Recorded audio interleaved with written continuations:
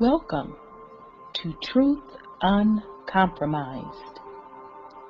I am your host, Rhonda. Join us every Thursday at 7 p.m. Eastern Time. Truth is peace. Truth is justice and freedom to love, live, and be.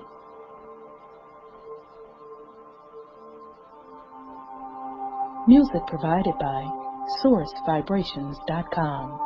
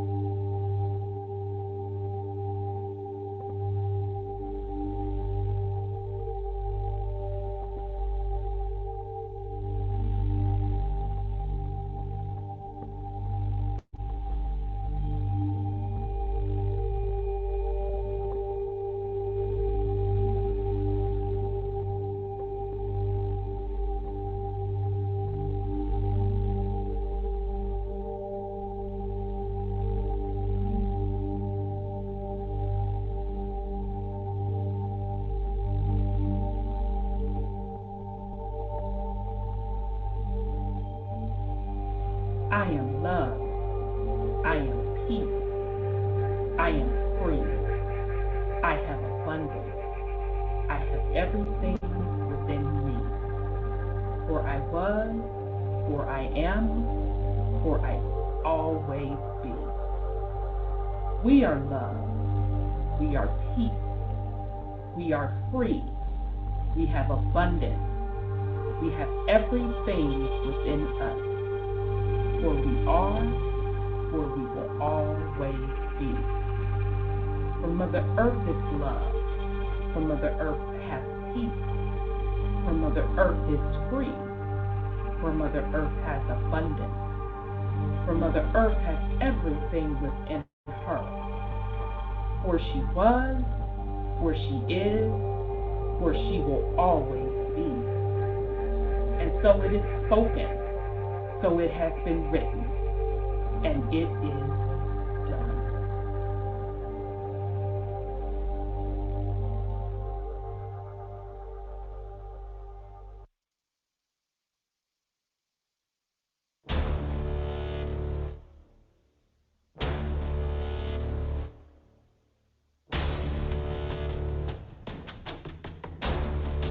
You have entered into a dimension of truth, where time does not exist and illusions are shattered. The journey of truth is intense. The journey of truth will set you free.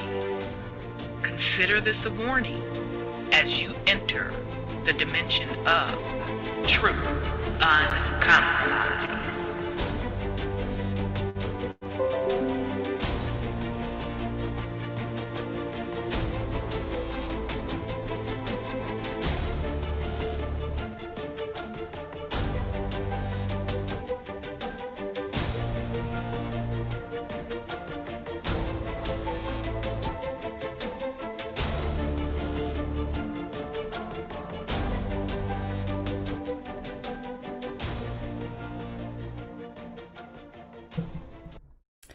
All right, family. Welcome to the Truth Uncompromised show.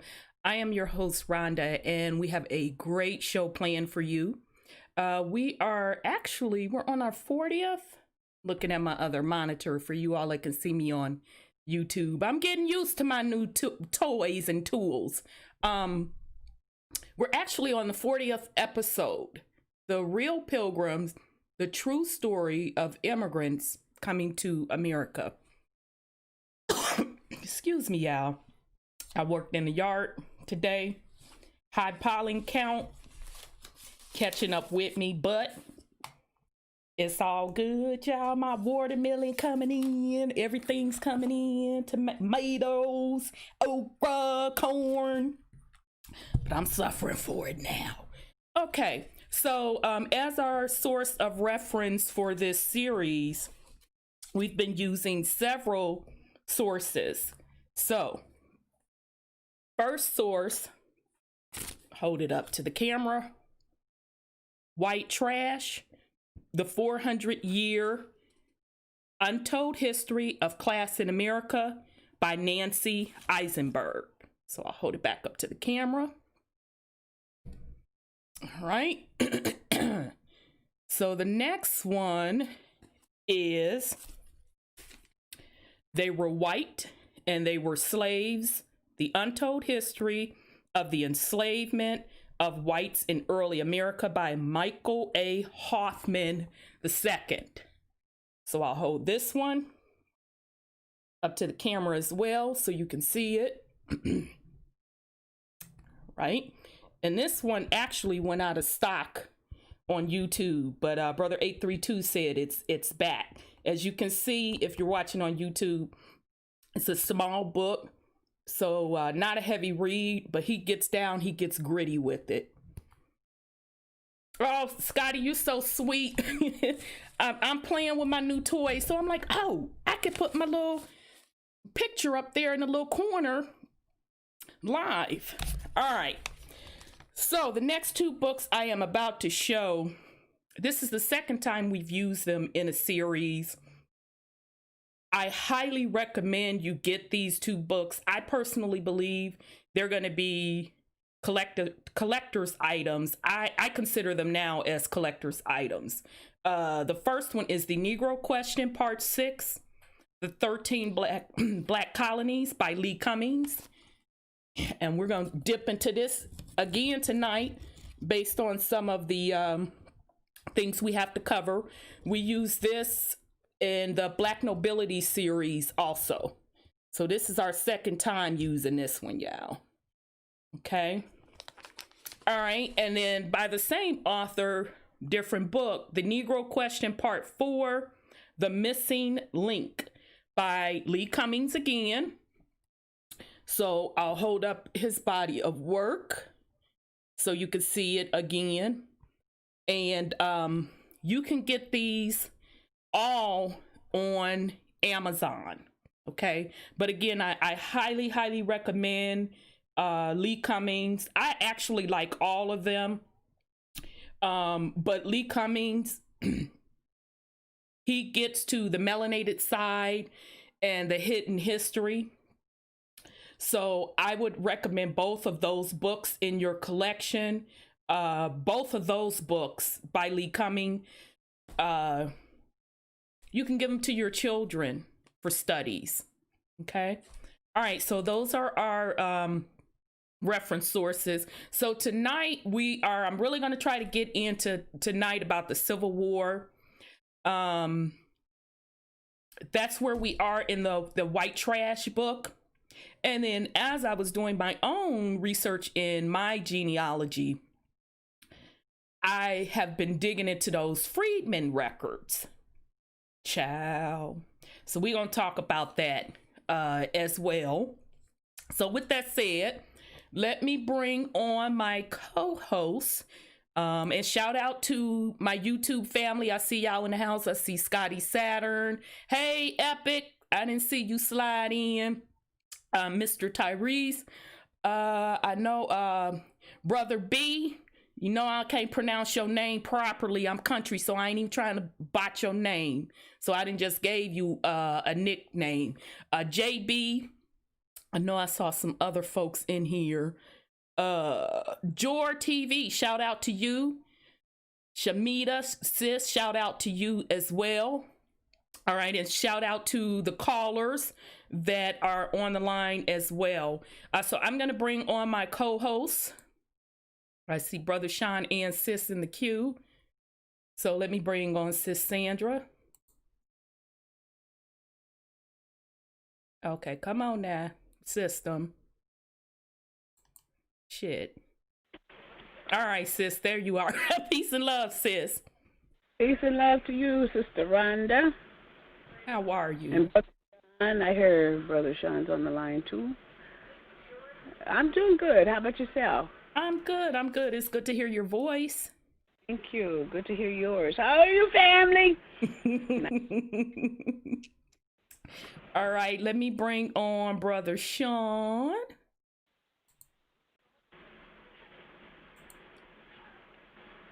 All right. My clicking must be off. For the third time. All right, peace and love, Brother Sean. Oldies and Pow-wow. How y'all doing? I'm well, I'm good. How are you? I'm good. Good. As is. Mm-hmm. It's all going down. Yeah. But we coming up. Absolutely. Absolutely. Before we get into the good, for those of you that was on a little early, that was on the line, YouTube family, you all don't get to jam with us. So I had to put on my little group, Spinners. And in the words of Brother Sean, that song, It Takes a Fool. Let me tell you something, baby. You ain't lived till you really know what that song means. So any of you youngsters that's not familiar with the Spinners, old school group from the 70s, I think they're out of Philly, put out wonderful, beautiful music. I'm sure you done heard your auntie them, maybe your mama and them playing it. Let me tell you something. That song, It Takes a Fool, baby, let me tell you something. It will have you, don't be going through a little something with your mate and you done had to put somebody out. In the case of women, you done had to pack up his motherfucking shit in the hefty bags, because he ain't leaving with none of your motherfucking suitcases. Let that be clear. You get the garbage bags and set his shit outside. Baby, that's the song. I'm just saying. So anyhow, go ahead on, Brother Sean. Yeah, you broke it down good enough, but you know, them was the red light special days. I think they actually went back to the 60s. They started in the 60s. Oh, I grew up listening to them because of my parents. I just assumed they were the 70s. But it's funny how that music sticks with you. When I first left home to go away to school, I hated it because it was a white school, first of all, because I couldn't go to Spelman. Nah, your motherfucking ass ain't going to Spelman. You're not going to be down there partying. Piss me off. Now, we from the South, but I can't go to school in the South. But anyhow. So, I had to wind up going to a predominantly white school. But, you know, it was some melanated folks there, and we were a close-knit community. But with that said, you didn't have any of the radio stations and all of that. So back then, I'm dating myself, we just had our tapes, y'all. We had a little boom box, and then you had all your tapes. So I was about to turn on my tape one night, and this radio station, this local college radio station, they did a special on the Spinners. And I did not realize how much that music meant to me, because I literally listened to the entire thing, cried, you know, had my little sippy sip, and it just brought back so many memories. So, you know, that just proves that it's important what you take into your space from a visual perspective, as well as, you know, hearing. And, you know, all of that music from, I say, the 70s and the 60s, unless you get into that psychedelic shit, that's been proven that was like experimental hippie tavern stock type shit. But once you get into the groups like Earth, Wind, and Fire and all of them, it resonated a certain vibration, a certain tone. And, you know, those memories, they stick with you today. So I highly encourage, you know, parents whose children aren't growing up with those oldies to start introducing them. Because I know with my generation, we grew up with our parents' music because that's what they played. When it was time to clean the house, motherfucking oldies came on. They's getting ready to throw a little get-together card party, motherfucking oldies was on. You rolling in the car with them going somewhere, motherfucking oldies was on. So that's how our generation knows about that music. All right, sorry, Brother Sean, go ahead. I got a cough, go on mute, cough, all of that. Yeah, but they started in the 60s, but kept going through the 70s. Back then, groups was around for decades. You hear real music. Yep. And the frequency from the vinyl, oh my God, wasn't corrupt no, as this music is now. Yes. That's why they took the vinyl away. Yep. When the vinyl went away, music changed. The culture changed. It did. They've been manipulating us through our arts as well as our sciences. For quite some time. And our people still haven't learned to take control of that. I mean, the so-called musicians today, with the language and the frequency. I mean, if you can manipulate people to do stupid shit, why wouldn't you use it to empower your people? Exactly. If anybody's on the call now, does music, and you've been scared or worried about not getting in if you ain't do garbage music, now's your chance to do real music. Indeed. Put it out to the universe. Indeed. Put out the healing frequencies. Ain't nothing to stop you. The internet wide open. Yep. You don't need them. All them going down. Yep. You see it. You see what's happening to people who took them contracts. Yep. Absolutely. They're going through all type of shit. And we ain't even heard the half of it.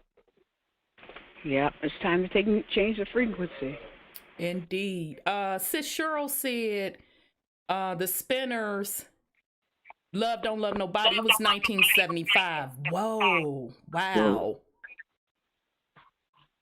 Hell of a song. But I like all of their stuff. Yeah, they every album. Yeah. I like all of their stuff, so I play it frequently. That's my group. But I like a lot of groups out of Philly from that time. Cleveland was known for the funk. They were known for the funk side. Ohio players. Yeah, Cleveland had some badass bands come out of there.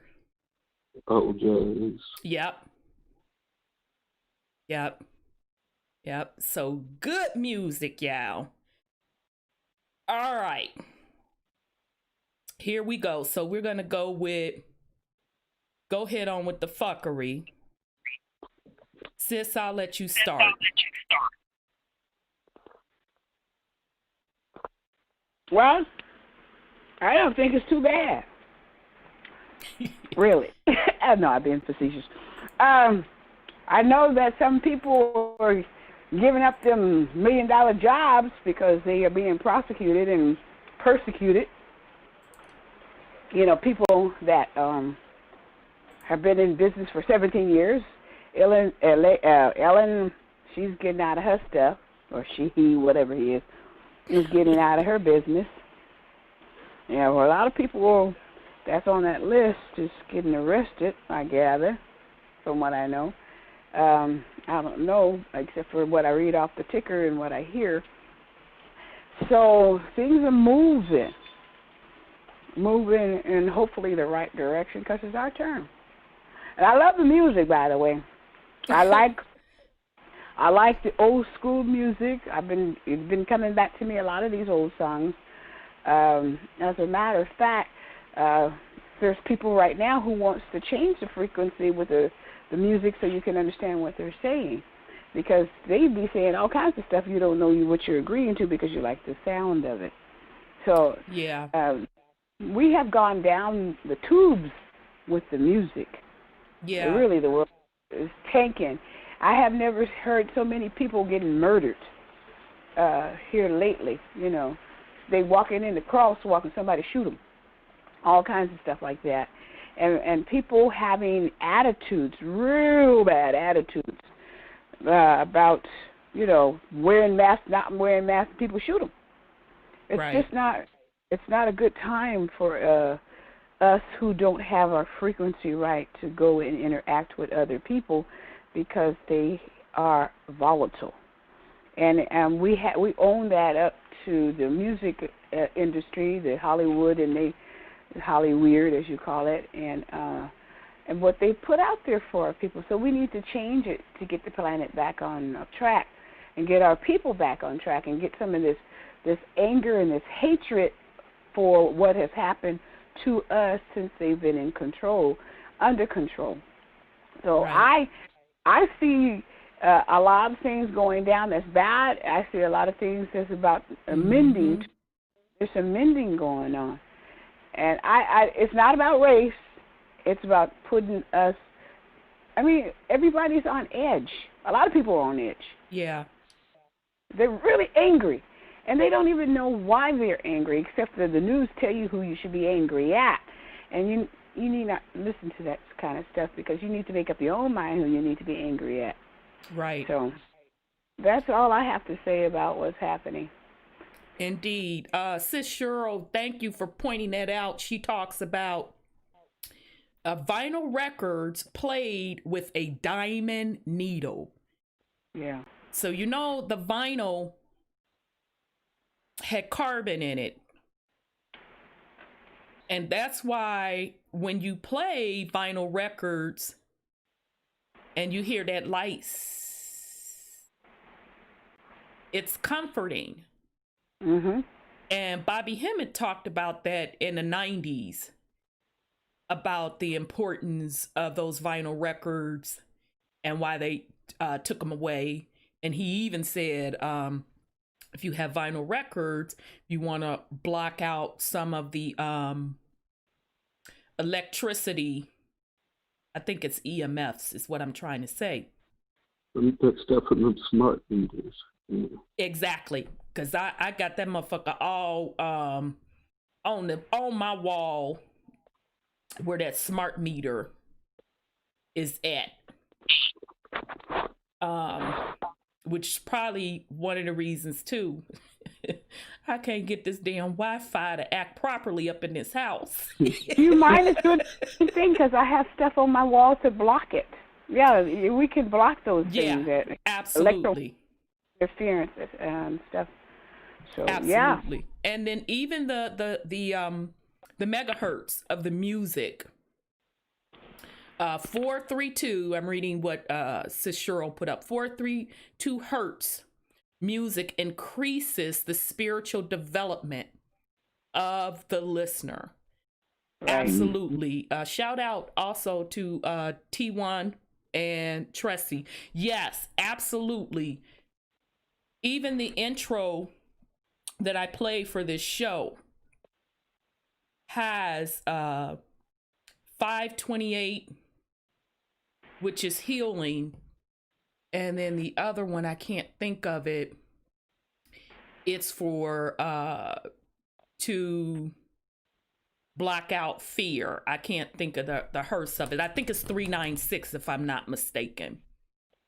So the intros I created for the show has those megahertz in them as well.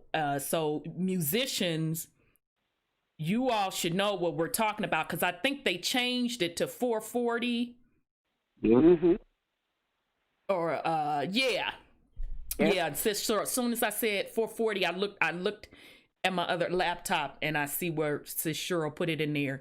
Yeah, they changed it to 440. So all of that classical music, Beethoven, all them, which were brothers, by the way, melanated men, they were on the frequency of the universe. And then the foundation that starts with an R, has a C in it, has a K in it, has an F in it, funded a study, and then all of a sudden the music tone was changed to that 440. So if folks think that sound, vibration doesn't matter, that's what the universe is made of. And they have been playing on that for a very long time because of the public's ignorance. They've been playing on it for a very, very long time. I told y'all they control the realm through vibration, through sound. And we are going to get into that in another series. But okay, I know I was just rambling on and on about the little music. What you say, Scotty Saturn? Jay-Z comes with the 444. Yeah. Very good point, Scotty. Yes. Black per 19, 528 hertz has a pure tone on YouTube. Yeah, when I first started getting into the hertz music, I played like the 528 and meditated. Deep. That's all I can say. Very, very deep. So yes, indeed. Hey, she who walks among the mist. Yeah, we need to talk about the powwow too. So don't forget to call in and remind the family, because the powwow is going to happen this Saturday. Excuse me, you all. Noon Eastern time. Okay, so I've already put out a YouTube. We're going to stream it live simultaneously on YouTube. And then within the YouTube link, there's a link for you to join us on Zoom. Or you can also get the information on Truth Uncompromised Facebook page. Yes, sis, Nikola Tesla, if you want to find the secrets of the universe, right, and you said think in terms of energy, frequency, and vibration. And specifically, he says, sis, the numbers 3, 6, 9. 3, 6, 9. And here's what 369 is. Y'all can see me on YouTube. It's a wave. It's a wave. That's what 369 represents. It's the vibratory wave of the universe. All of those hertz that we were talking about, the sacred hertz, the 528, the 396, can't think of the other ones. If you add them all together, meaning, so example, add the 528 together, they're all, and come up with one final number, they're all going to come out to a 3, a 6, and a 9. So though, exactly, Trustee, those are the keys to the universe. Those are the sacred geometry. Absolutely. So everything that we did back up in the day with the ancient technology was all based on vibration sound. That's how you even levitate stuff. They're talking about some aliens built them pyramids, and not that shit in Giza that they got rebar in. We're talking the other pyramids around the world, and we can even talk about specifically in the Americas. They built that, they moved those heavy stones by vibration sound. Vibration sound, magnets. You don't believe me? You could go right to YouTube right now, and folks will show you levitation. They'll show you how you can levitate stuff right now. It can be done. You can literally take those sacred geometry sounds and take a speaker, piece of black construction paper, and they did this on YouTube also.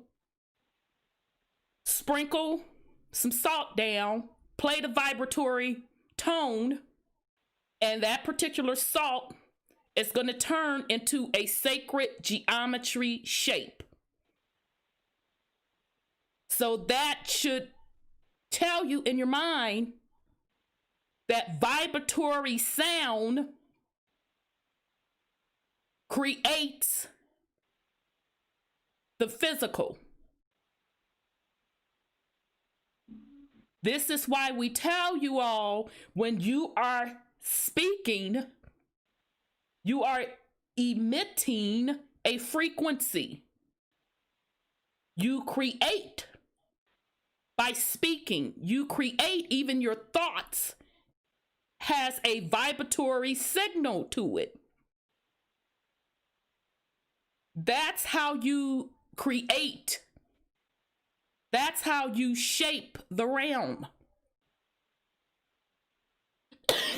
And that's why when Sis Cheryl put out the declaration, we kept stressing on, if it resonated with you, to put it out there in the ethers. Because you are a creator. I'm not making this shit up. We've been telling you this for years, but there is a sacred science behind it as well. Because if it wasn't true, they definitely wouldn't be spending as much time bombarding you with media, bombarding you with the music, bombarding you with these things that they want you to hear, the frequency that they want to emit, the frequency that they want you to tune into to create this fucked up realm. But you have the power as a creator to reverse all of that, simply by your thoughts and your voice. All right. Okay, sorry about that. I know we went on. Brother Sean, you have any go ahead on with the fuckery for the family? China. They say they have a new virus from a tick now that's spreading from human to human. From the tick. Yeah. I'm just tripping. on how all these viruses coming up out of that place. Right.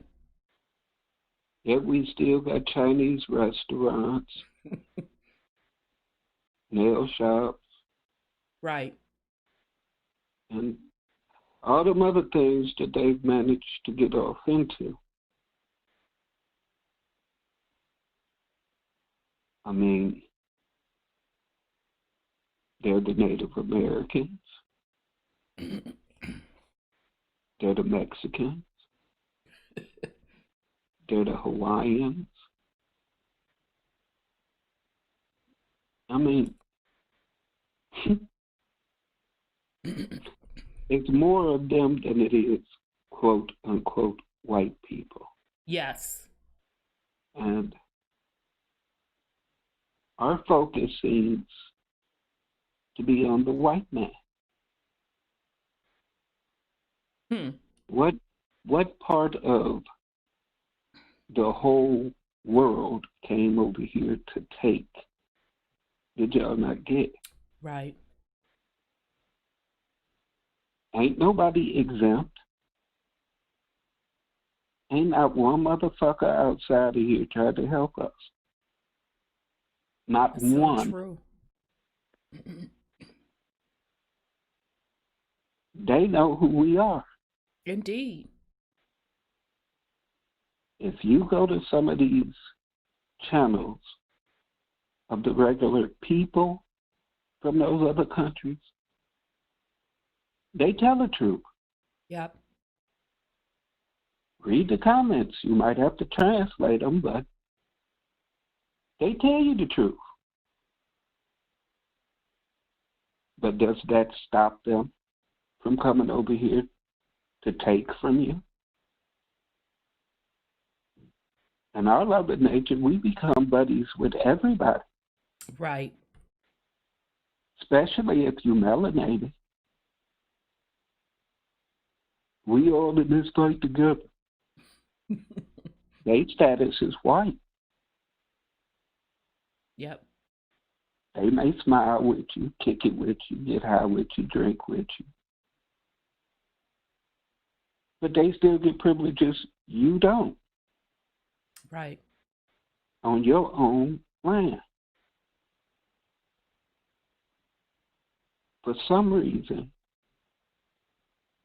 our people accept everybody else over self. True that. We're such a loving people. We want everybody else to be all right, even if we fucked up. Right. The spinners just told us that love don't love nobody, but we busy trying to love every damn body. Nobody.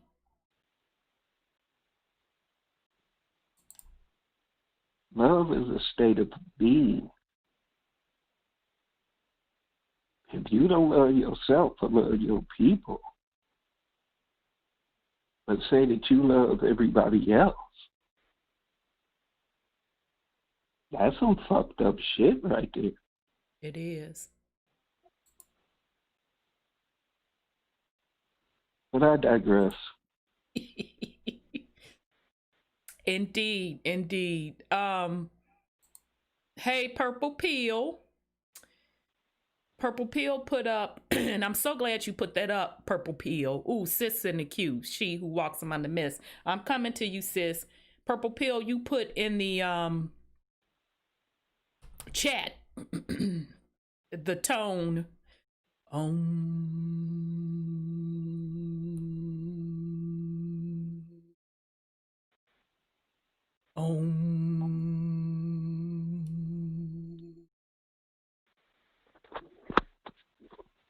That is the oldest sound in the universe.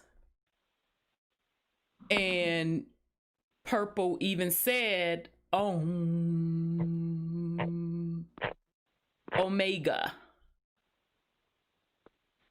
Get it? O-M. Sounds like Tina Turner, huh?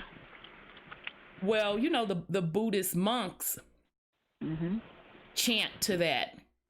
Yep. But it ain't nothing they made up. It's literally a universal tone.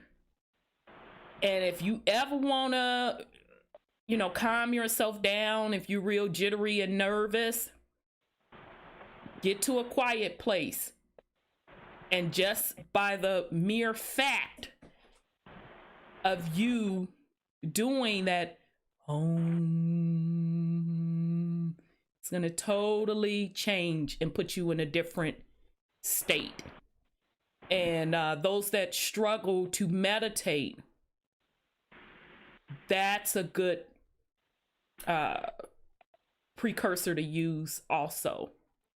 So yeah, Purple, thank you for bringing that up. Very, very powerful. It is said to be the oldest sound of the universe. All right, so let me bring on She Who Walks Among the Mist. Okay, come on here, thingy. Cooperate.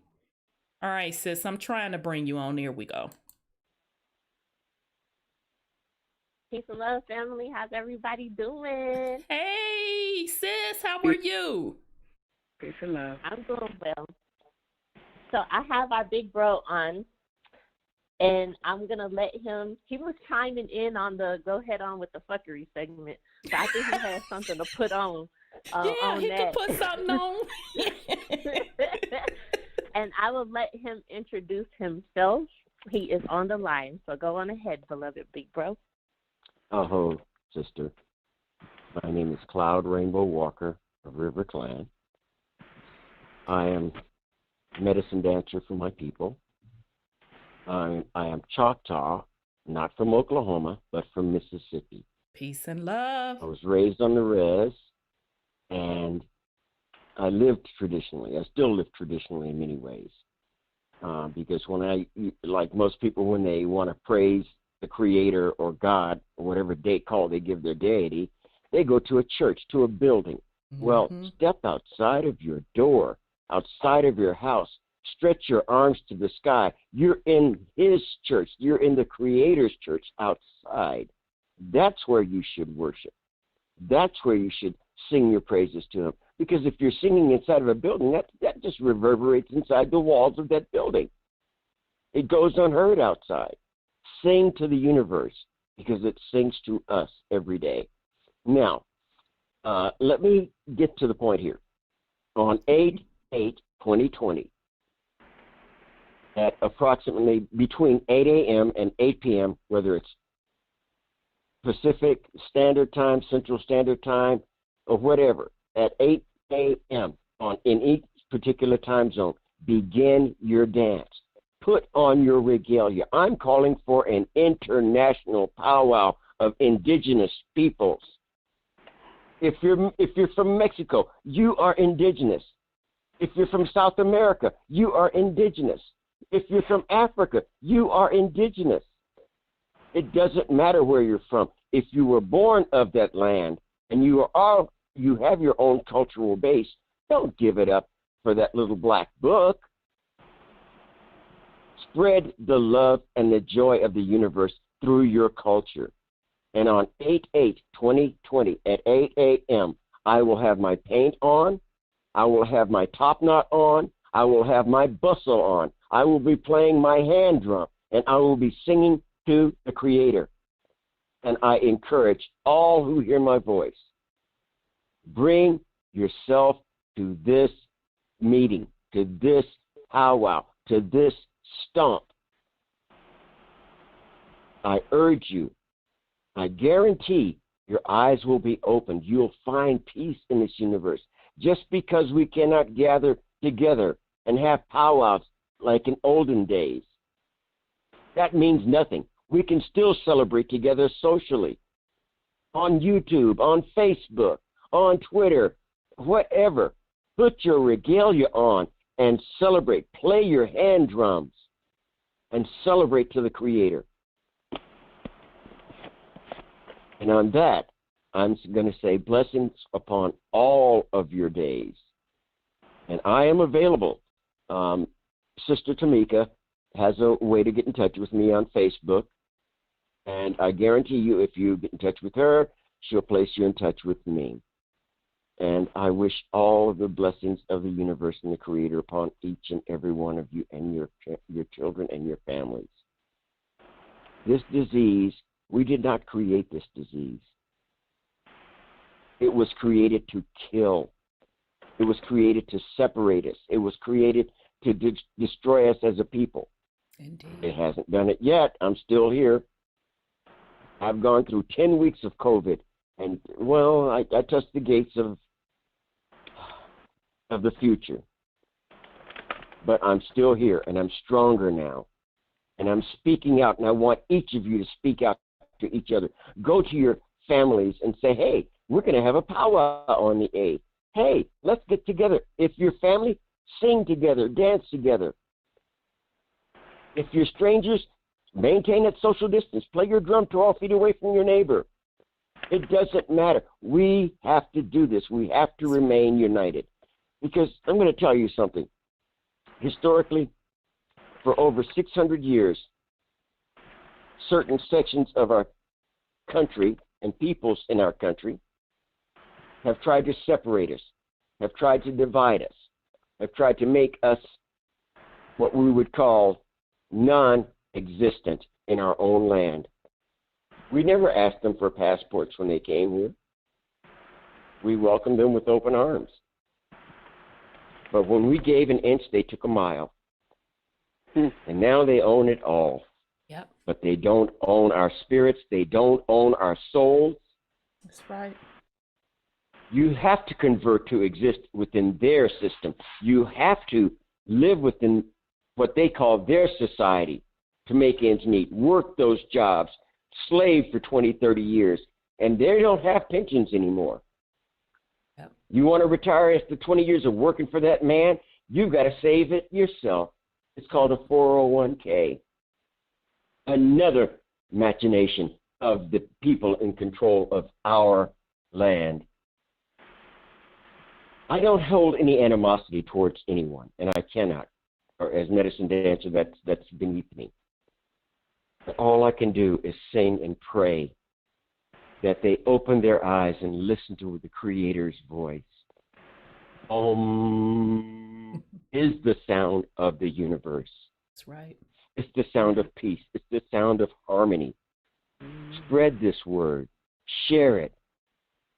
Be vocal. Be bold in your proclamation of the Creator or God, whatever name or title you give to our Creator.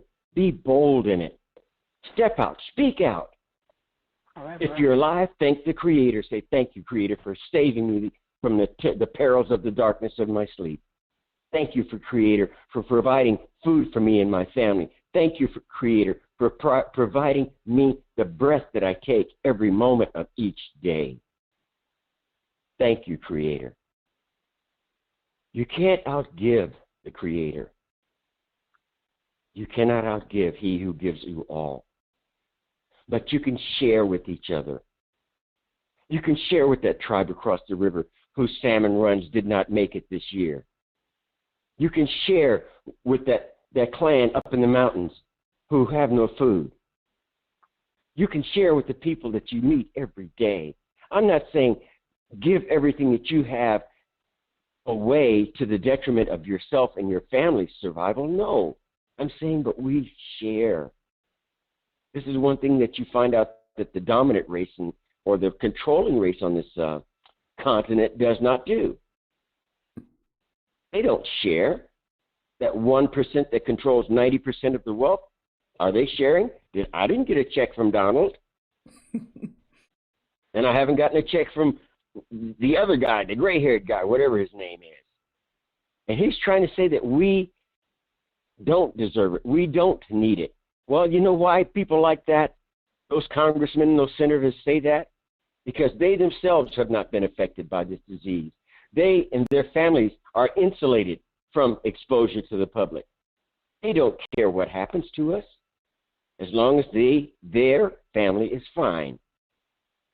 But watch them fall down on their knees in prayer when their wives, their children, their grandmothers become ill with this disease.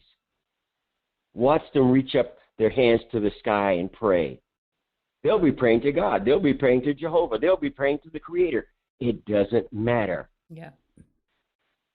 Because if you don't live and walk in truth, how can you expect the truth to find you? How can you expect peace and grace and mercy to find you if you show none yourself? Indeed. We cannot let this disease destroy us. This plague, it's a plague. That's exactly what it is. I know it was created somewhere else, but be aware. With my background and my training, I can tell you honestly, everything that they have created over there, we also created here. We know what they created. We know how it was created. And we have done the same thing. My question is, how does that little poor farmer out in Podunk, Missouri, out there on his 2,000-acre farm, come down with COVID-19 when he ain't been in the town in 6 months? Right. How does people on the reservation come down with this thing when they live in a secular society? How it's been brought in. It's been released in this country. It didn't just drift over here in the wind, come in Seattle or in San Francisco. No. When the first cases were discovered in Seattle, San Francisco, and Los Angeles, then I believe the people in charge here in this country released theirs. It's a form of depopulation. You see, when you have a population that is so miserable with the way it's being governed, okay? Here, now follow my thought. This is very, very important. You need to take their mind off of unemployment, no jobs. Okay? What do? You release a disease to your own country, on your own people. It's a form of depopulation, but it's also a form of control because you can't go anywhere without a mask. You can't go into a store anymore without a mask. You can't go to church. You can't have social gatherings. Suddenly, we are living in a socialist society. We're so close to martial law, it is scary. And it is taking place in some areas where this government is sending in federal troops. No name tags, no rank, no affiliation attachment on their uniforms telling where they're from. These are federal troops. Every time we as a people want to protest peacefully, they turn it violent. We don't. Right. We don't shoot tear gas at them. We don't shoot rubber bullets at them. We raise our voices, and they are trying to silence us, and this is no longer acceptable. I'm saying, if you really consider yourself an American, a true American, Indigenous American, raise your voice, play your drums, sing to the heavens, because they can't silence us that way. That's right. If we allow them to, then we deserve what happens to us. During the Jefferson era, certain people in Florida wanted the land that the natives had, the Seminoles. And so what did the U.S. cavalry do? They sent down blankets, wool blankets, to Florida, to the Seminole tribe, that contained smallpox. They nearly wiped out the entire Seminole nation. But this is the great white father in Washington. He wouldn't do that. Oh, yes, he did. The Trail of Tears March was instituted by Thomas Jefferson at the urging and sanctioning by the Church of Latter-day Saints. That 1,500-mile march by foot was horrible. If you fell by the wayside, they killed you. You walked every inch of the way. Choctaw Nation was divided at that time when that happened. Many of my ancestors went into the swamp because that's what we knew. But the ones that lived in towns and small townships were herded up like animals and forced to march and walk all the way to Oklahoma from Mississippi.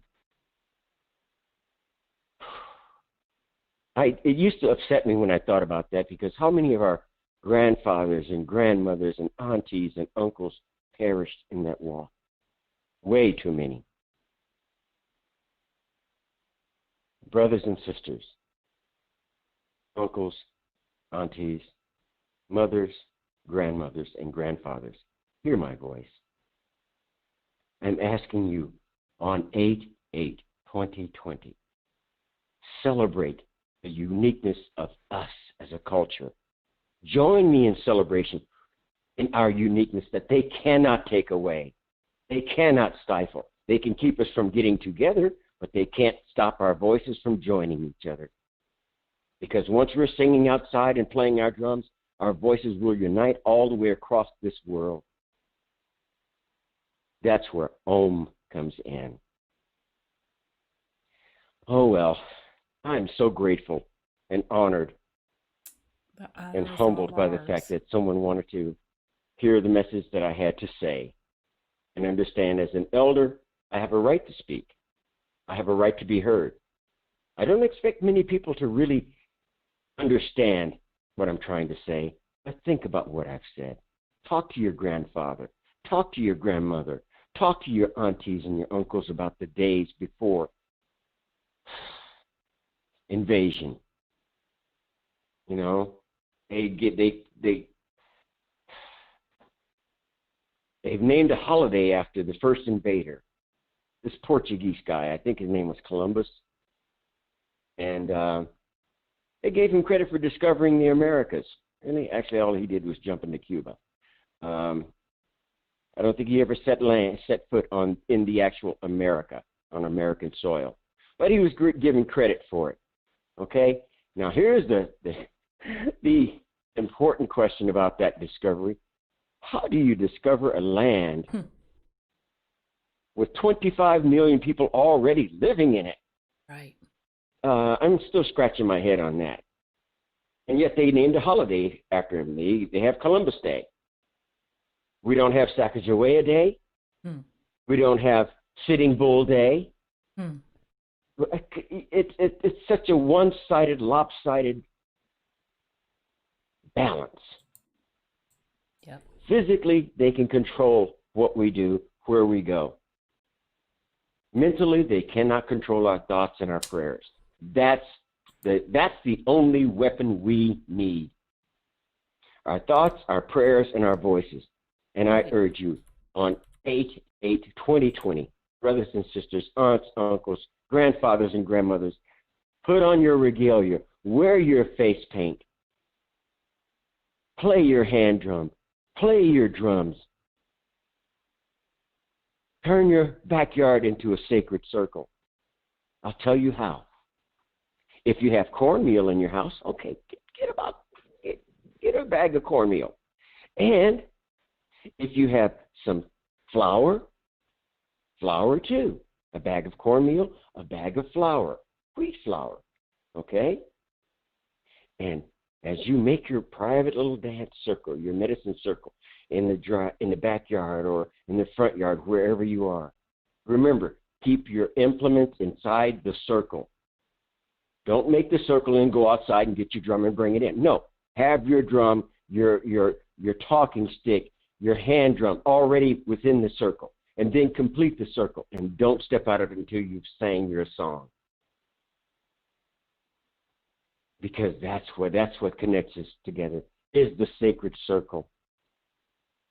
And I ask one more time, on 8/8/2020, 8 a.m., turn on your spirit, like turning on a radio, and you will be joined by hundreds, if not thousands, if not millions of indigenous peoples across this planet. And it brings my heart joy to be able to speak about it in a public forum and to welcome each and every native, regardless as to where you're from. Be proud of your culture. Sing your heritage. Play your drums. Play your flutes. Dance within your own secret circle. Your sacred circle, they can't take away from you. And when you are done dancing, when you're done singing and chanting and playing the drum, break the circle with your hand, not your foot, with your hand. Open a space within that circle so that you can step safely out. And then leave it to the wind. Let the wind take the circle away. Sometimes I think as an old man that I've lived too long. I've seen so much in this world. I've seen good things, bad things, horrible things. As a native, I went to war for this country, you know, and I served this country. I love the country, okay? I don't love the politicians. I don't like the directors of our destiny when we should be in charge of and in control of our own. Like I said, I know if you work for yourself, that's wonderful. If you dream of working for yourself, make it happen. That's right. And don't say, oh, I got to wait until the kids are out of school or until I get this paid off or until the time is right. That's an Anglo saying, okay? When the time is right. Used to be a show on television. Or anyway, if you wait until the time is right, it'll never happen. My spouse uttered a saying to me a long time ago, many decades ago.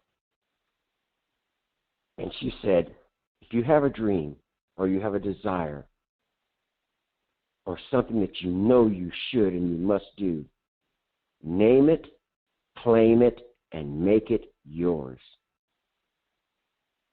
Okay, brothers and sisters, uncles and aunties, grandmothers and grandfathers, I'm still suffering under the effects of this COVID thing, so I'm going to kind of just beg off and go sit down and drink a lot of water and say a prayer that on 8/8 at 8 o'clock in the morning when I'm out in my yard playing my hand drum, that I hear other drums around the world. I hear flutes. I hear rattles. I hear cymbals. And I love you and blessings upon all of your days. Don't forget me. You can always get in touch with me, and I'm always available to answer your questions about Choctaw Nation as I know it. And the culture of our people, Choctaw, Cherokee, Chickasaw, Cree, okay, and Blackfoot. I'm familiar with all nations. But, and I do say but, be bold in your culture. Display your pride in being the Native Americans that you are, the original Americans. Indeed. My heart's beating at 1,000 beats per minute because I'm so excited We to be able love to you, get this message brother. out. We're so excited to have you. You know, this is not, your first and last time. You are welcome anytime. And I do mean that from the bottom of my soul. We're honored that you're joining us and you're able to share the history of the Choctaw Nation and just the history in general. Now is the time, as Sis Cheryl put in the chat, the YouTube chat, ain't nothing stopping us now. So no. Thank the only you. thing stopping us is ourselves. Indeed. And sister, I'm so grateful to you for giving me this platform. And blessings upon your day and all those that you encounter and your family. All and I'm going to get off of you. here so that I can hear someone else speak. I mean, I could talk for hours. Indeed. Will you but come back? I think it's best that I want to hear other voices. I want to hear other thoughts. Yeah, we're about to go in, but now I'm just trying to tell you, you still come back and you put something on it. And I'm here anytime you want me on. I'm here. Okay. And I'm also the storyteller for my people as well as medicine dancer. So I know a lot of the old stories about creation, the bear, the turtle. It's culture is so wonderful when you understand it, and this is what I want people to embrace. Not necessarily mine, but their own. Right. And I thank you again, and I'm going to say have a wonderful evening. You too. We love you, brother. You feel And better. I love you guys too. And we'll see and hear you on Saturday. I'm doing my best. Okay, everybody in the chat is saying feel better. We love you much.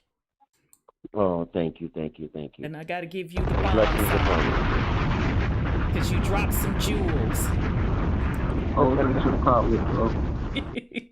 Okay. All right, peace and Good love. Good night, people. Okay, peace and love. Love you much.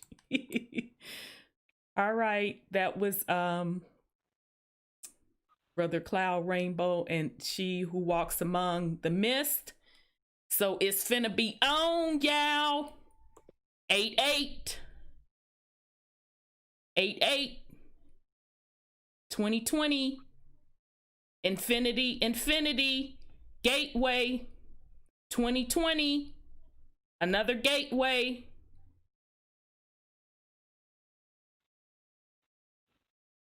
Okay, so I hope y'all caught that. Right? So again, check Truth Uncompromised YouTube page. Check, oh, Brother 832, I was about to come to you. Check the YouTube, Truth Uncompromised Facebook page. All of the details are there. Dang, Brother 832, get back in the queue. As Brother 832 says, feathers up, have your feathers represented. I'm so glad he came on and talked about the cornmeal and the flour, making the circle. Okay. So once again, have your equipment in the middle of that circle before you close that circle up. All right. That's representing your sacred portal ritual space. And then you do what you got to do. And then, as he said, when you're done, you break it. And then let Mother Earth, the elements, carry it into the ethers. So I'm so glad he came on and gave us that information. So sis, shit, now I got to figure out how to get my motherfucking equipment out to get my dance on while we broadcast. I'll have to think about it. All right, so 8/8, 2020. Gateway, infinity, double manifestation at 8 a.m. They're on West Coast time. So that would be 11 Eastern time, 10 Central. Okay. But if you want to start 8 in your time zone and then, pick back up with us, I don't see where that's a problem either. Okay. So thank you again, brother. Thank you, sis. And brother, we are really, really serious. We want you to come back as much as you want to come back. We want you to get that knowledge out. It's time. It's time. We're passing the torch on to the next generation, and we have to prepare them. So you putting the information out there publicly and teaching us will allow us to do that. And we're so ever grateful for it. All right, y'all, before I get emotional, y'all, let me bring on 832. Oh, and I just want to put out there, ladies, he's not hard on the eyes now. He's a nice looking cha-top dude. So just throwing that out there. So anyhow, let me bring on brother 832.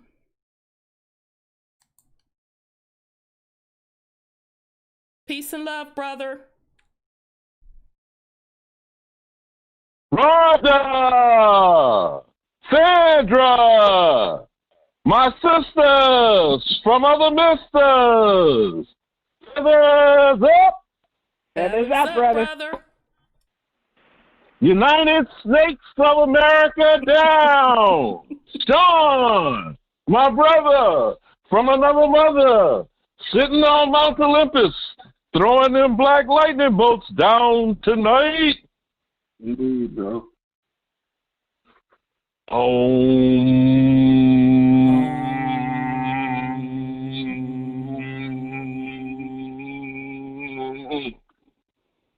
Hey, did it not take the pale-skinned white devil 150 years to decipher that our ancestors were talking through drums?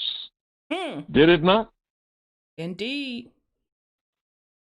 Did it not take 5 centuries, as our good chieftain elder said, for them to realize, cut off our tongues? And do we not, in each and every day, spout the word nigger into existence? Who put that on us?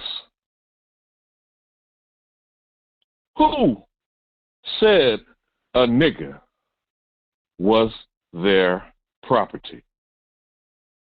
Are you or are you not ready to give that back to them? Since they uttered that word into existence? Maybe? Something to think about. As my good brother Sean was talking about his fuckery tonight, who were those mongoloid Asiatic demons you were describing, Sean? Because I wanted to be, somewhat clear before I comment on it going further. On which continent? The one up here? the ones you drop bomb on tonight with the tick disease. Don't they have one here from our deer and antelope play that puts Lyme disease primarily on who? When we lived with them in harmony for tens of thousands of years. Lyme disease didn't give us too much problem, did it? Not at all. But how does it jump by tick from deer to maybe another beast-like creature with fur, not hair? Yeah. Do you remember that, Rhonda? How many years did you go to school, whether you were forced to integrate with them or not, and you had to worry about lice? L-I-C-E.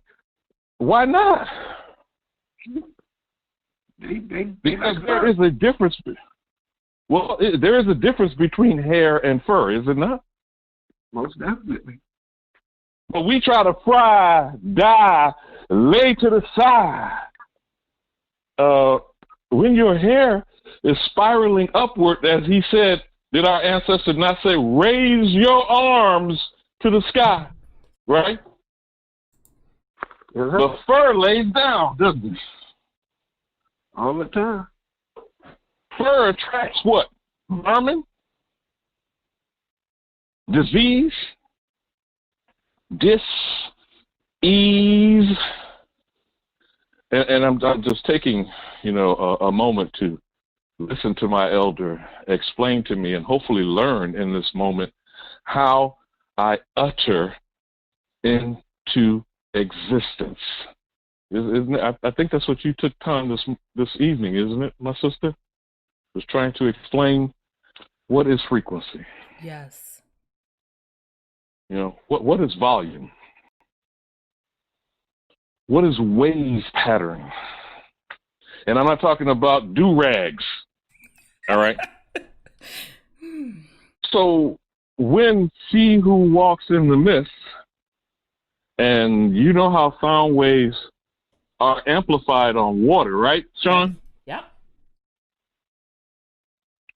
How many times have these people who have told us we only use 10% of our brain, not once at this moment we're talking, not over a course of time, but over an entire lifetime, I'm supposed to what? Believe that? But how advanced is a dolphin Very. that uses echolocation? How advanced is a bat that we're supposed to believe the Hong Kong flu gave us this dis-ease? Right. Blaming it on the This bat. plague. Right. Okay. How does he maneuver the environment? Echolocation? Yep. Sonar? Yep. I asked you this many weeks ago because now we're on week 40, I believe is the number that you released today. Yes. 40 is 40 years ago. You know what happened 40 years ago in Georgia? St. Simon, George, Tell off it. the coast of Brunswick. I got something on that tonight too, but go ahead on, brother. I bet you do. What's etched in granite and called the Georgia Guidestones in 1980, 40 years ago? What's etched in those granite stones? To depopulate to the number of 500 million worldwide. That's what I heard my ancestor, my elder, is a chief, running cloud, running water, medicine dancer. Rainbow cloud, yep. Medicine dancer, yep. Perfect example. A rainbow in a cloud is based on mist, water. Yes. And looking at a beam of light through a prism. Correct? That is what a rainbow reveals. What is in the content of the rainbow? Light from ultra red to ultraviolet. Yep. Right?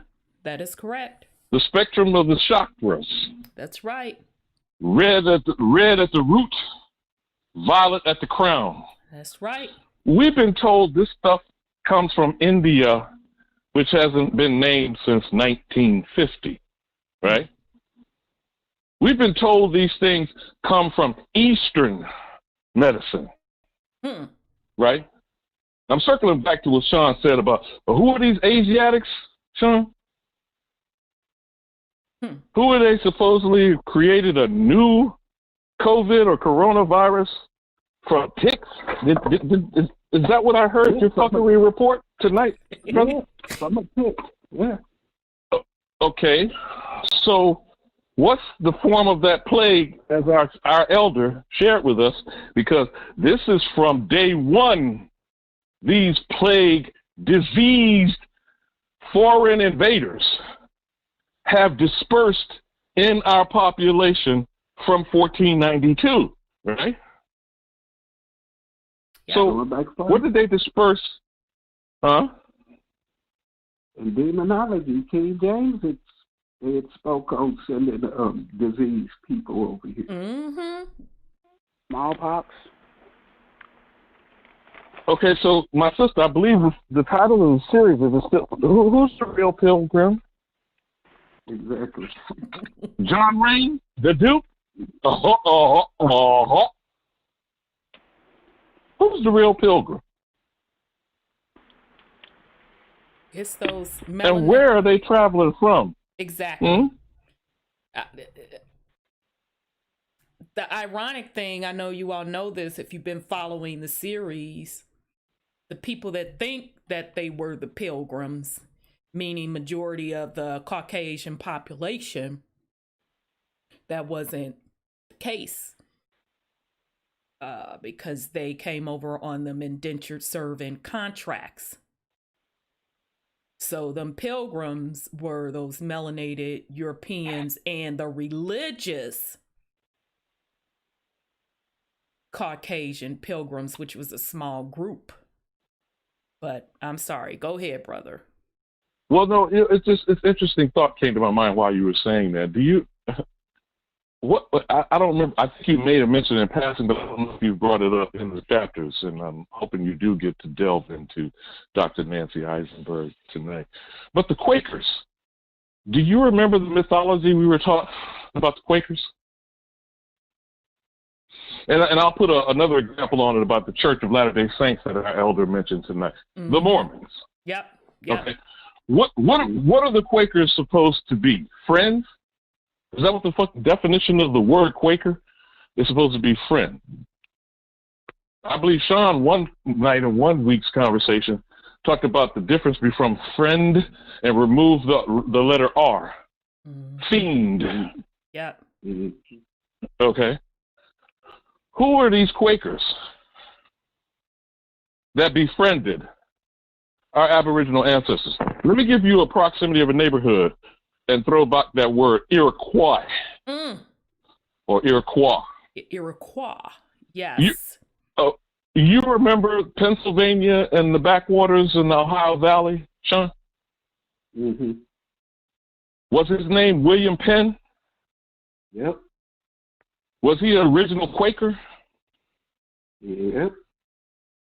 And where were we told by the Moors was the capital of this congressional Articles of Confederation? The 13. What did Lee come and tell you, sister? The 13 black. Yep. Where was that capital? Was it in Philadelphia? Philadelphia. Okay. Brotherly love. Mm-hmm. Sisterly affection. Yep. Yeah. So based on friendship. Yeah. Okay. A friend who supposedly we greet each other with open hand, right? Isn't the open hand signal proof of peace and not holding a weapon? Mm-hmm. But how did these demons approach us? With their hand behind their back? With a knife or a gun? You better believe and it. The book that you saw Donald John Trump go in front of the Catholic Church after dispersing United States citizens with pepper balls, tear gas, and other toxic gaseous expulsion. Did he not do symbolically the same thing that these foreign European invaders do by holding up that book, and excuse my French, elder, whooping your ass? Yep. Did he? I mean, I don't know. Please correct me. I'm confused. Did he not utter out of his mouth that the same way we took this is the same way we'll keep this? I think you said that, Sean. Did you not share that with us? Yeah. One yeah, day. he said that on 2 occasions. Yep, he sure did. Did he not utter out of his mouth that we need to know our history or we'll be doomed to repeat? Who is he talking to? He's talking to us.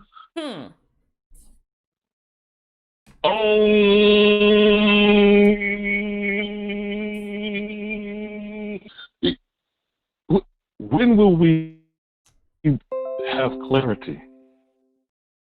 You know?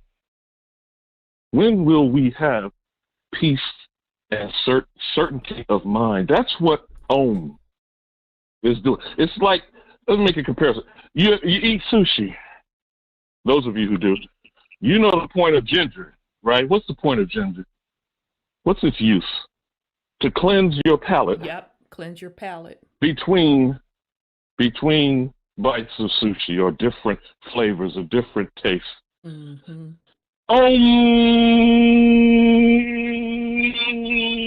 I'm using these as examples of, can we have a break? You know? Can we have a moment of spiritual cleansing?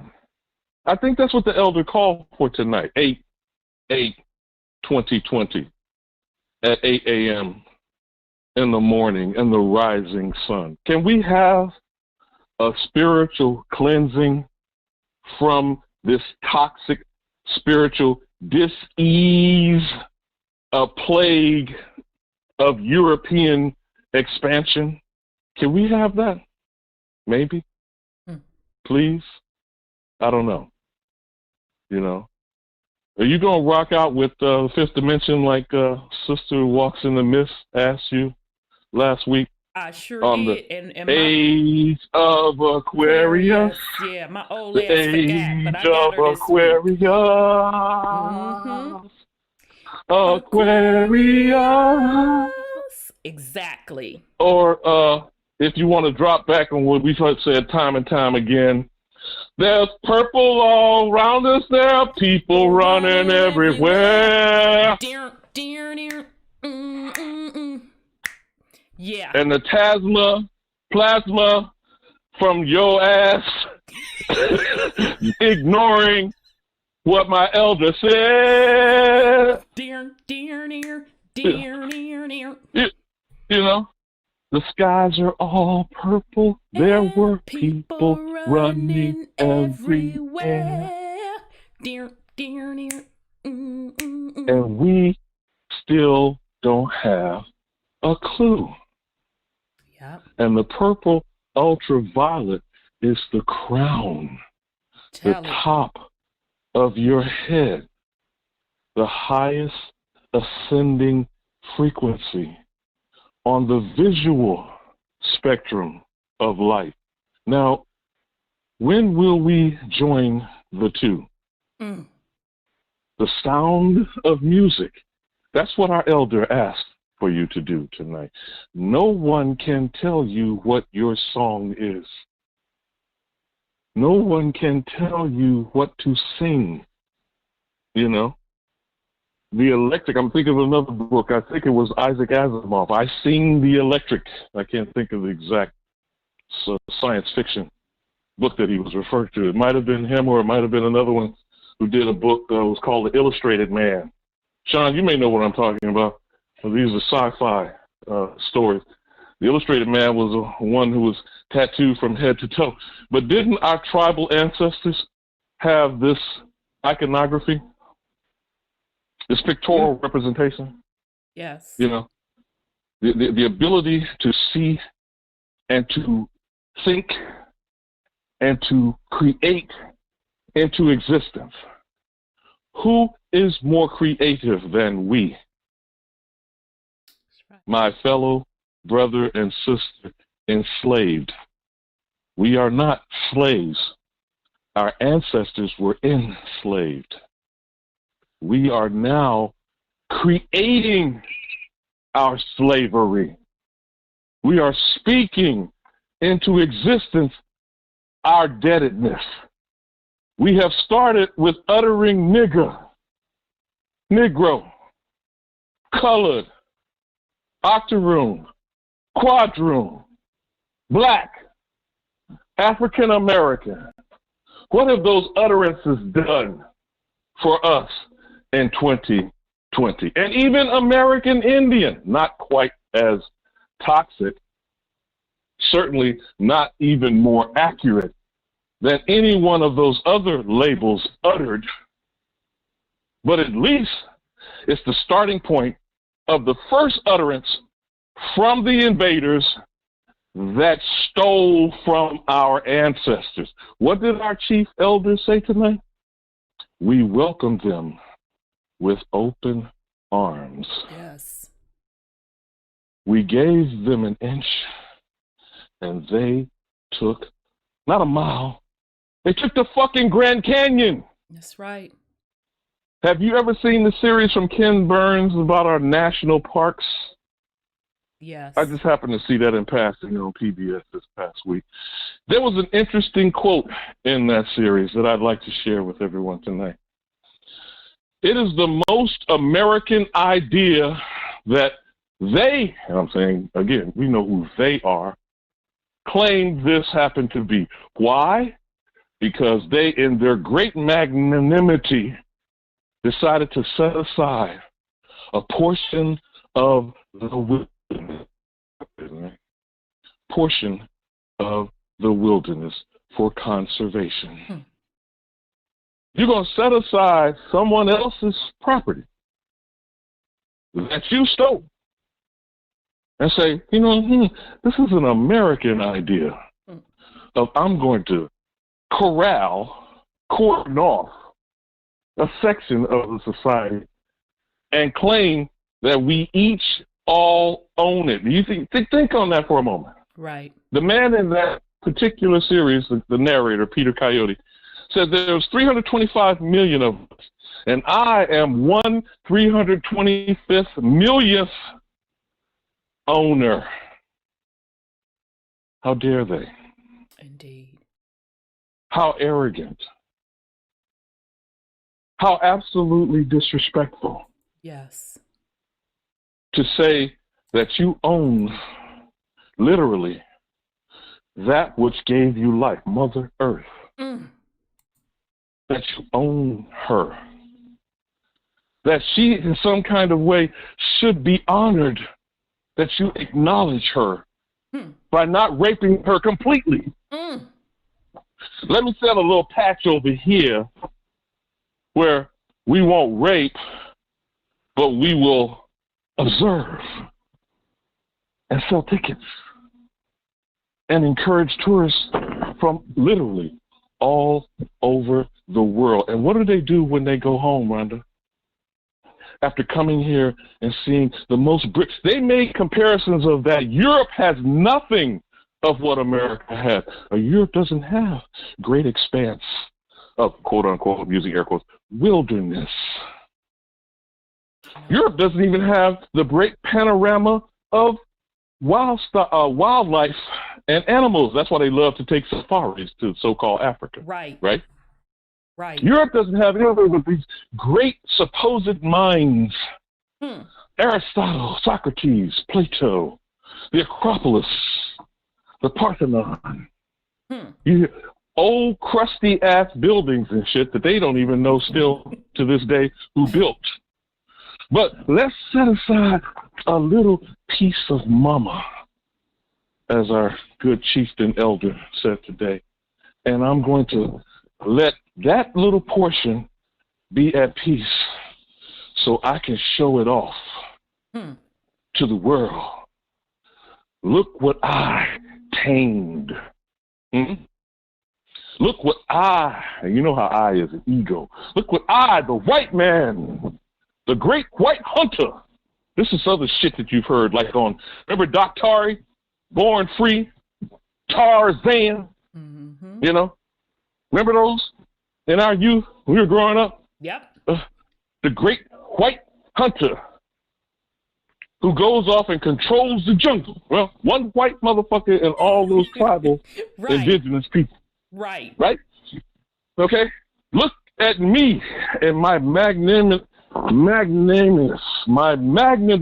and gloria, my overwhelming superiority. And we have, in fear, convinced ourselves of that narrative, have we not?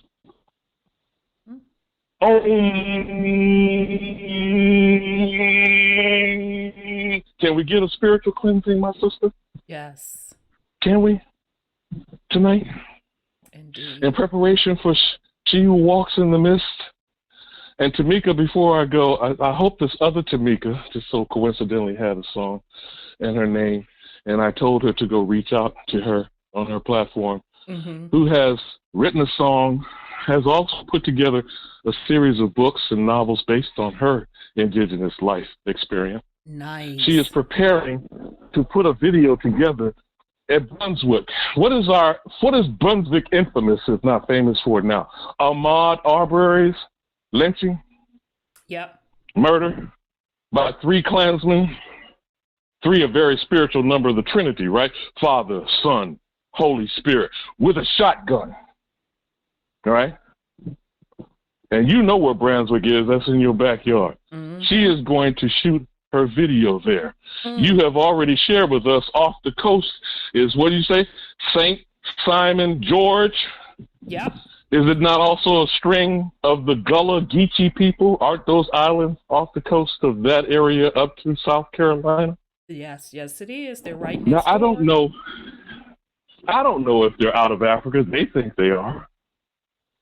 I don't know if they're more indigenous to Carolina. I believe they are. But we are so confused, we're at cross purposes of understanding whether we are or whether we aren't. But I will leave once again, and what my analogy is, the gumbo. Okay? Are you the shrimp? Are you the okra? Are you the corn? Are you the crab leg? Are you the rice?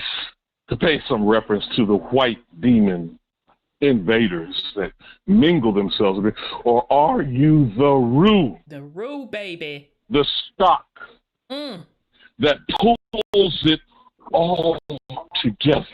Now, in 2020, how many ingredients, how many foreigners, how many invaders, how many real or false pilgrims have come to Turtle Island all over Mama Earth and said, what? Fuck you niggas. And I yield.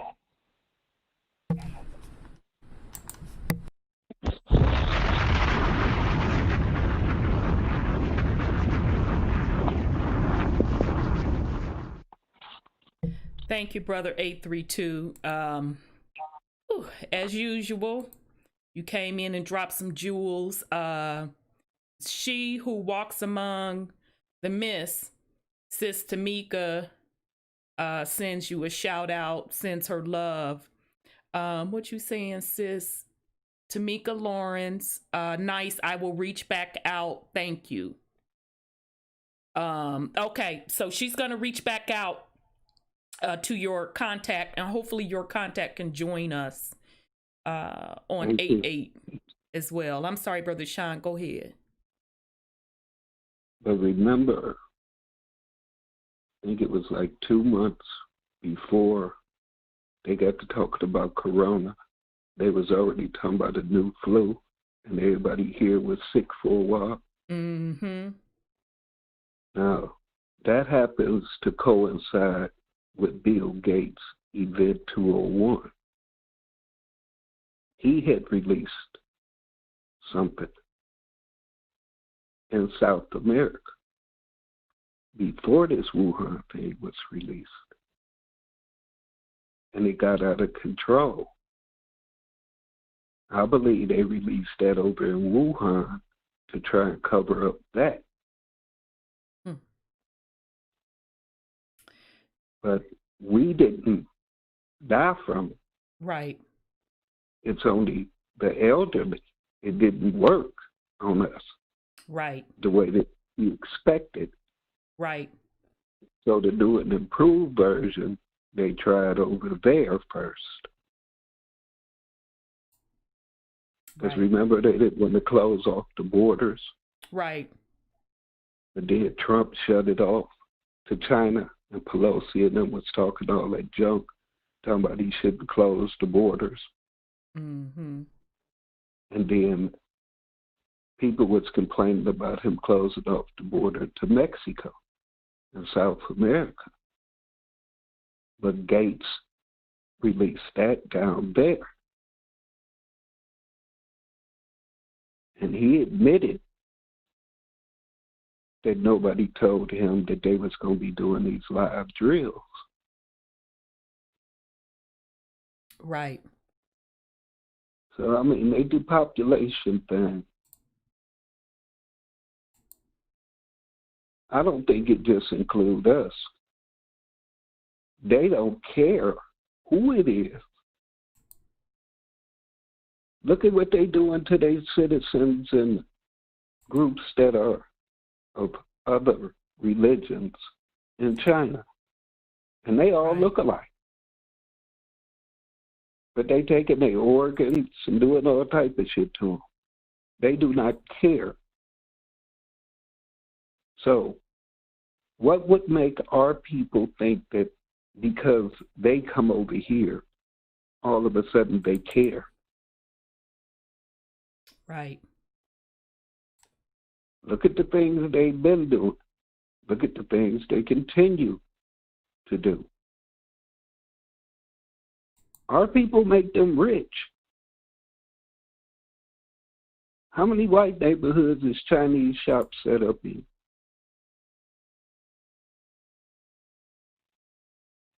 Right. Have you ever seen one in a white neighborhood? Nope. I haven't. Neither have I. You don't see Arab stores over there either. Or gas stations selling corned beef. Corned beef. Polish food, fried chicken. Oh boy. All that's down in the hood. Yep. We accept every foreigner in our neighborhoods to get rich off us. They don't put not nan penny back into the community. They don't put nothing back in the hood. Not nairn. They taking it all out of the hood. And to me, the most sickening part about that be that the brothers allow them motherfuckers to get with sisters, knowing they just gonna use them. You don't see none of they women in them stores.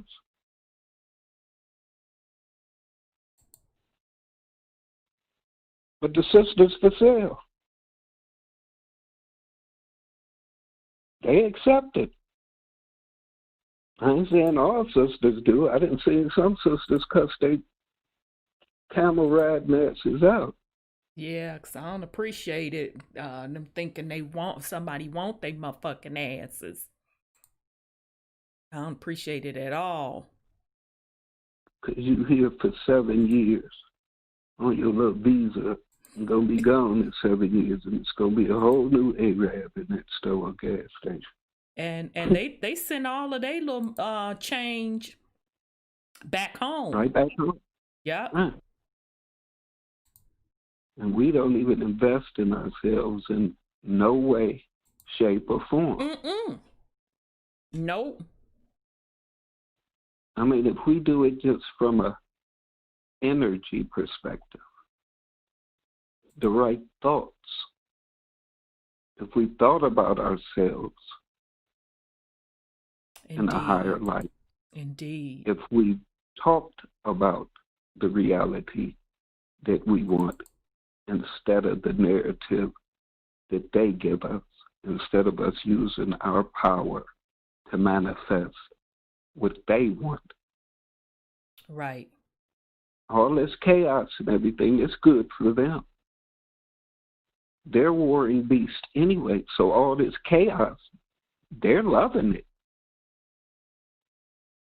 Right. And we play right along, get to it. Why? Why can't you let go of the system? It has never benefited you. Look at all the games they play. Everything that we talked about that's happening, whether we're talking about the so-called disease, religion, right. treaties, it's all the system. It's to take you away from mama and who and what you are. Yep. This is the time that you're supposed to be manifesting that reality. These pandemics is just a distraction. They know that it's not going to work on the vast majority of us. The death count has been forged. I mean, they say there's no cure, but I personally know people who were allegedly diagnosed with COVID after they left quarantine and whatever they had to take, declared COVID free. What they say, 99% of the people recover. Mm-hmm. But there's no cure. And people believe that because they keep saying that. If your body is vibrating at the right frequency, it heals itself. Period. but they tell you there's no cure, and you believe it because they kept saying that. And as a people, we've overcome everything they've thrown at us. At one point, everything didn't have a cure according to them. Right. But the fact that our bodies keep adapting and overcoming everything, they take from our bodies, create synthetic versions, and say they created a cure. But they took the cure from right out your body. Why do you think they want your blood? Why do you think that they put the scare into black people and forged the numbers and everything to get more black people to come forward to get cures for them out of you? Right. They begging. That's why at they this saying point. they want people to donate black plasma. They begging now. Yep. And there you go with the plasma. Yep. Yep. Indeed, brother. But I digress right there. Indeed, indeed, indeed, brother. Well, Brother Sean?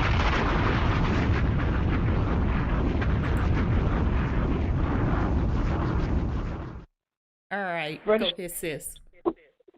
you're absolutely right. It was made by them, and they want to control the population. And our people keep listening to this crap, and they won't believe any of us when we try to tell them that they can heal themselves with what, natural stuff, what Mother Earth produces. They run to that hospital. But you know what? When they give you those numbers, they give you no numbers of anybody who died of natural causes, heart attacks, asthma. It's all COVID. COVID. Everybody who dies is COVID. You have to go in there and fight them to get the death certificate to say what the person died with, like COPD. But our people keep calling themselves names that keep them in control. You got to change your names. You can't use those names they give you because then you give them the control over your lives. And 832, he's absolutely right. I used to, get upset every time my kids use the word nigger, negro, and nigga, my nigga, and all that. Don't do that. That's not who you are. Why are you doing that? And then they give us some kind of fake, made-up definition of what it really means, like king and all that kind of stuff. But you're absolutely right. We have to stop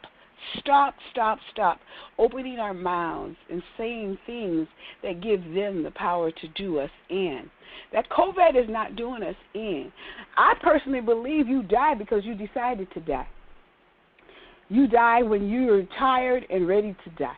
Because when they tell you you can't make it, then you believe that and internalize that, and your body listens to you. It listens to you, and it starts shutting down. And you can't turn it back on because you turned it off. So I agree with you 100% on what you said, Brother Sean. And that bomb needed to go off for you. That was pretty cool. Yeah.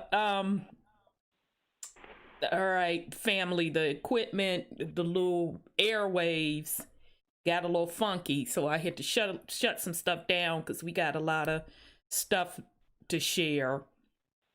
All the explosions that was going on, Rothschild's Bank, still ammo depot over in Beirut. Mm-hmm. They hit a lot of places. But they were going to use that ammo. They tried to say it was fireworks over there in Beirut. That was part of their next planned attack. They ratcheted up their plans, or trying to. Trying to, yep.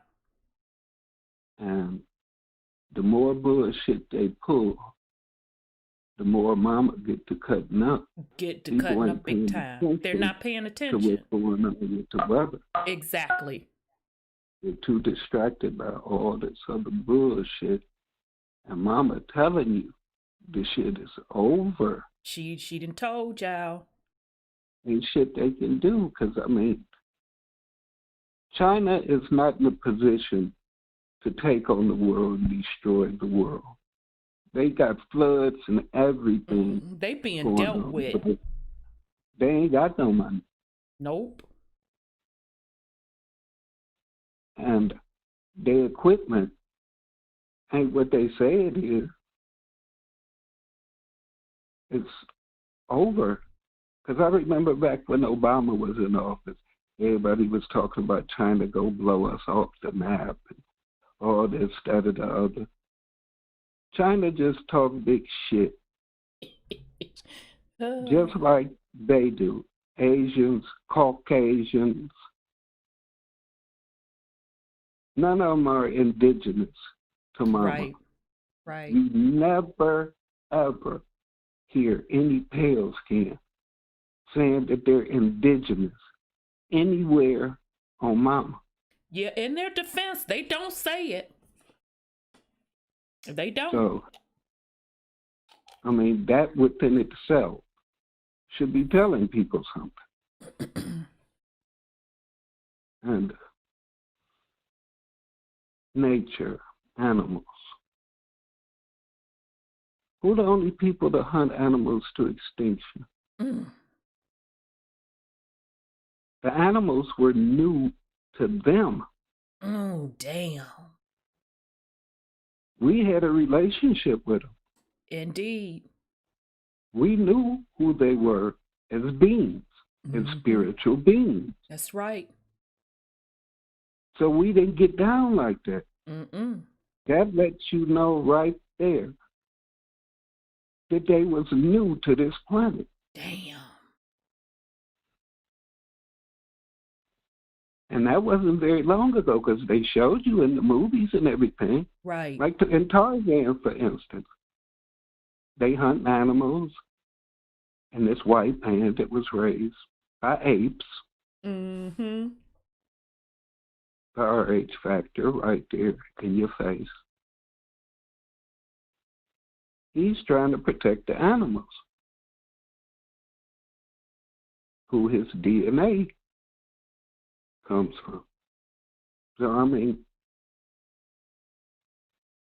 I guess that's like actually his family. Or their family, but it still didn't matter to them. They hunt shit to it. Extinction. Till there's no more. Yeah, extinction. Yep, literally. In the air, on the land, in the waters. Yep. They just do shit that is unnatural. Right. Not in tune. Yep. It is unnatural. Not in tune. And our people still think that we could peacefully coexist with them, when their entire existence depends on terraforming Mama and existing unnaturally. Right. Because this environment isn't natural to them. Right. I'm not saying y'all should run out and just get to killing people and this, that, or the other. Nature is taking care of itself. That's right. They can't keep reproducing enough to stay in existence. It wouldn't be as many of them, or if our people wasn't doing shit with them. I mean, they say the 1% rule, this, that, or the other, but how many mulattoes have sided with them? How many mulattoes have they used to cause division? I mean, the mulattoes, they don't get a fair shake in this, because some claim their indigenousness and fight for it tooth and nail. But I guess that just goes to show you that it really ain't color, it's frequency. It is. Absolutely. Because your own brother will stab you in the back. Mm-hmm. Your own sister will stab you in the back. Yep. In some cases, one of your parents will stab you in your back. Mm-hmm. Yep. So really this journey is about you. That's right. Finding you.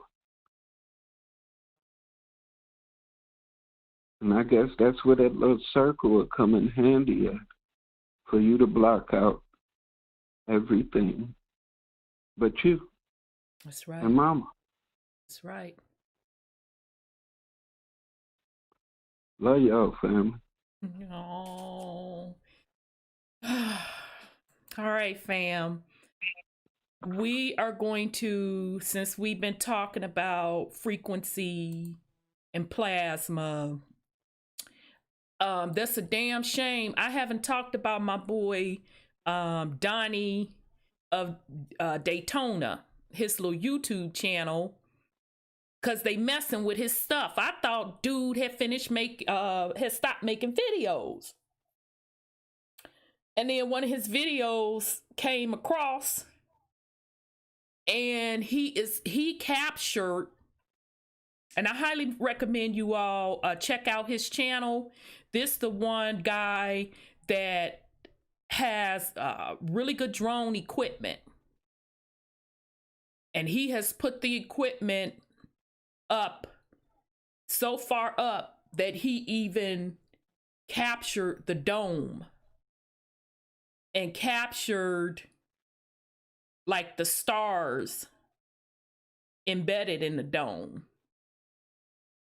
So, show you how frequency works.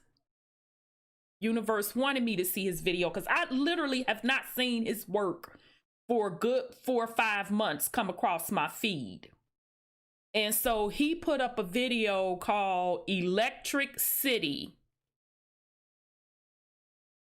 Best Discovery of 2020 Recap. So let me get ready to show. So he literally, y'all, has captured the plasma in the air. So let me get prepared, get this equipment together. So hold on a second, y'all. All right. Bear with me, YouTube. I gotta stream it simultaneously from 2 different computers to get for everybody to hear it. So bear with me. Come on, YouTube. I'm not in the mood. All right, so hold on a second. All right. Let me play it. Here we go.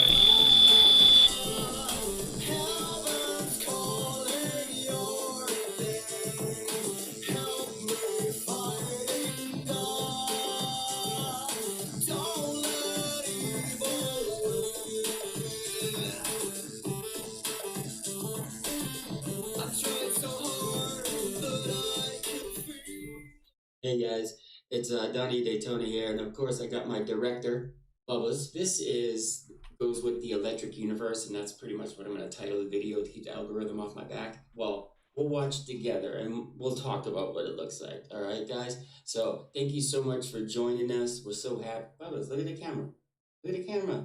What are you looking over there for? Look, over here. Thank you so much for joining us, guys. I wish he would pay more attention to what we're doing instead of looking around. He chases lizards and he thinks everywhere he goes there's a lizard. I don't know why.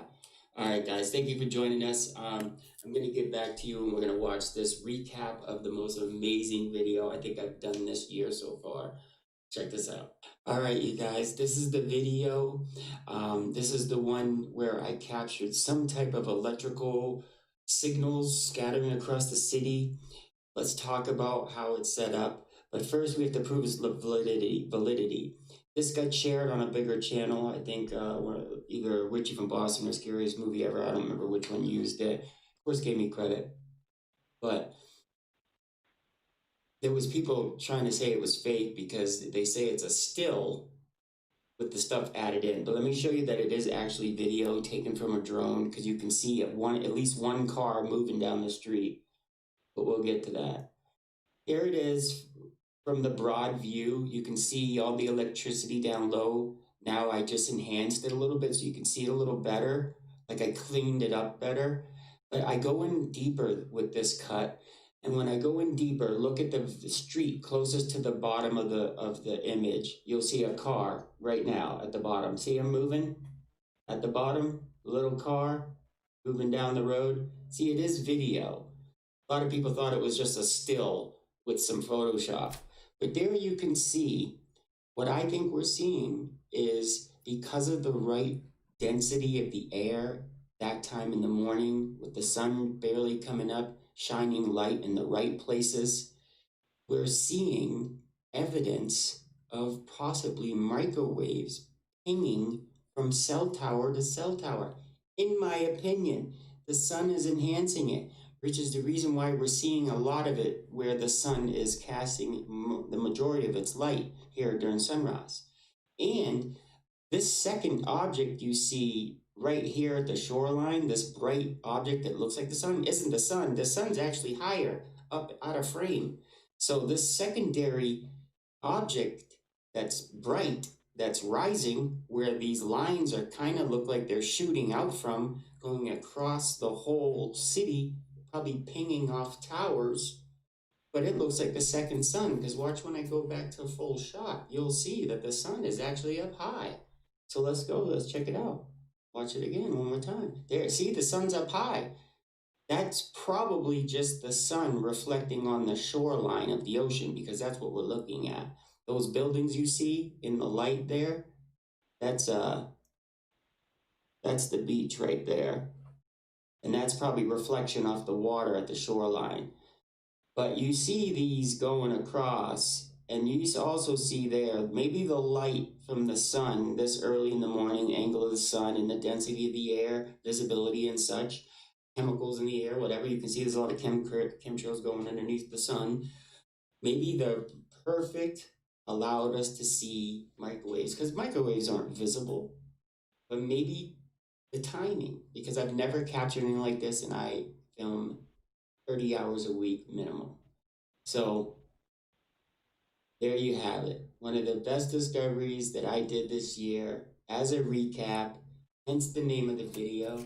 I'm even going to play it one more time without the narration to a little music. But thank you so much for joining me. I would definitely say this was my best discovery of this year, 2020.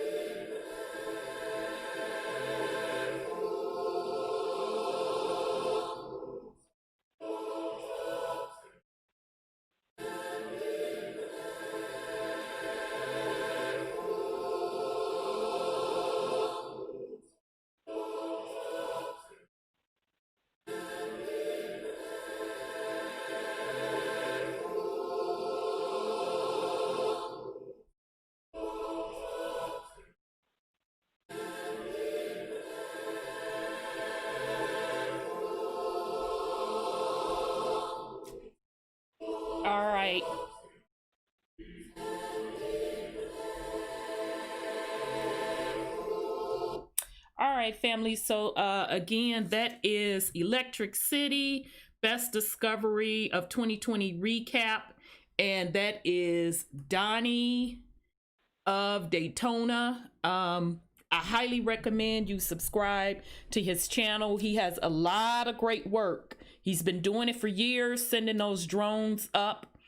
Like I said, he has, if you go back in his videos, you can catch where he has on his videos the actual dome.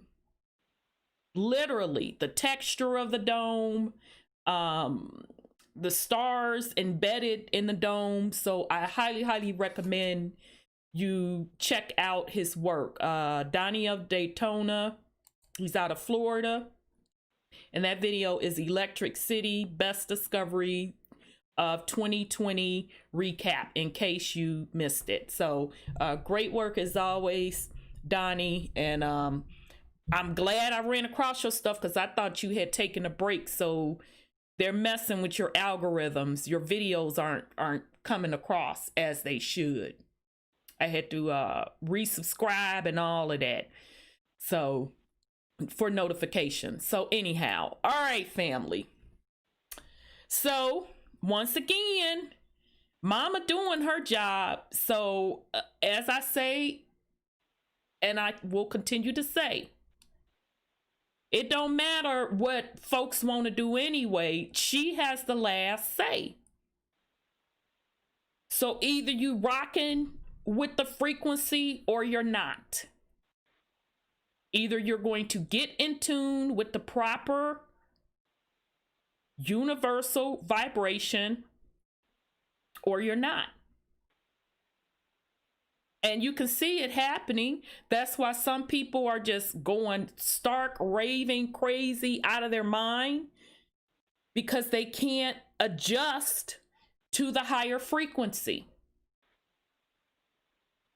So it's not that things are getting worse. It's just that the planet, Mother Earth, has moved on to higher frequencies, and other folks that can't adjust, they can't adjust. And so they'll be purged. But you, as a divine being, you have to create the world you want to live in through your thoughts and through sound. Cleaning up your bloodline, breaking curses. Only you can do that. All right, so with that said, and in case you're just joining us again, there will be an international powwow on this Saturday, 8/8 of 2020, starting at 8 a.m. Pacific time, West Coast time. Okay, so bring your feathers, bring your music. You can go out in the elements, right in your home, in your backyard, your front yard, or whatever. We do have links for Zoom participation, as well as it'll be streamed live on YouTube on this channel. This is being put on by our elder, Rainbow Cloud, and sis, she who walks among the mist. So let's make it happen, family. This is the time for us to practice putting out in the ethers the peace, the love, the abundance, prosperity, truth. All righty. All right, so here we go. All right, y'all, let's get into this material. So damn, brother 832 came on. Had to talk about Georgia. St. Simon, Brunswick. And I'm looking forward to that sister that's going to Brunswick to make that documentary. I'm looking forward to her material. Brunswick, like I've said before, I don't know if I mentioned before, that whole area, Brunswick, St. Simon, Jekyll, Savannah is a little too crowded for my taste. So that's why I really didn't mess with Savannah too much from a visiting perspective. It's gotten too touristy for my taste. And even when I visited visit St. Simon, Jekyll, Brunswick, I go on off season just for the peace and sanctuary. Brunswick is my favorite out of all three. It's peaceful, it's small. Jekyll and St. Simon, they didn't build those mini mansions. It's just a turn off for me personally. I have family in Brunswick. So anyhow, I told you all that I had some info on Brunswick. Now, we already talked about St. Simon George. Was named after a melanated man, Louis de Rouvois. His title was Duke of St. Simon. He was born in Paris to a family of ancient nobility. He was educated a gentleman and was a musketeer at the age of 16. So let me look for his pic. Bear with me, y'all. Hopefully I have, I know I put his little picture up. Maybe he the one I keep forgetting to put his picture on here. I did. Sorry, y'all. I thought I had him up here. Okay. This is what y'all see on YouTube. The cartridge. So folks running around saying that civilization was Caucasian. No, it wasn't. Melanated. Okay. And out of this civilization came the who's the folks y'all that do the financial system? The Florence people. Y'all know what I'm trying to say. I can't think of their name right now. But Rothschild? No. The banking cartel. But you call it a specific name. I can't think of it right now. Goldman Sachs? No. But anyhow, I'll think of it. But anyhow, that's where banking comes out of this civilization. Okay. What you saying, Brother B? May I recommend a boom? Oh, yeah, absolutely. Sis, I got to give you a boom.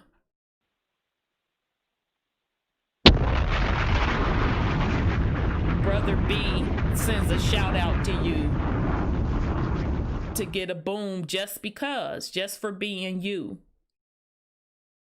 Always there, always loyal.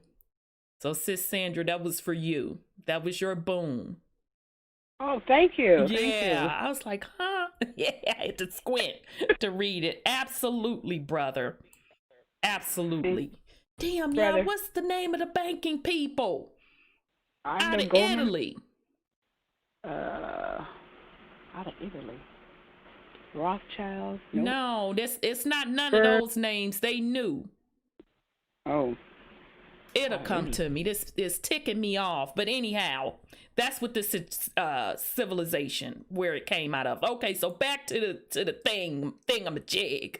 All right, so Saint Simon. That's who Saint Simon was named after. A melanated European, born in Paris in ancient nobility, and he was trained as a musketeer at 16. Remember, we said the Three Musketeers was written by a melanated man. Okay, so then we also talked about New Orleans or Nolans. It's named after Philippe, melanated Philippe, who is the brother of King Louis. Yeah, King Louis that built Versailles. I told you King Louis that dressed like motherfucking Superfly with the perm and stuff.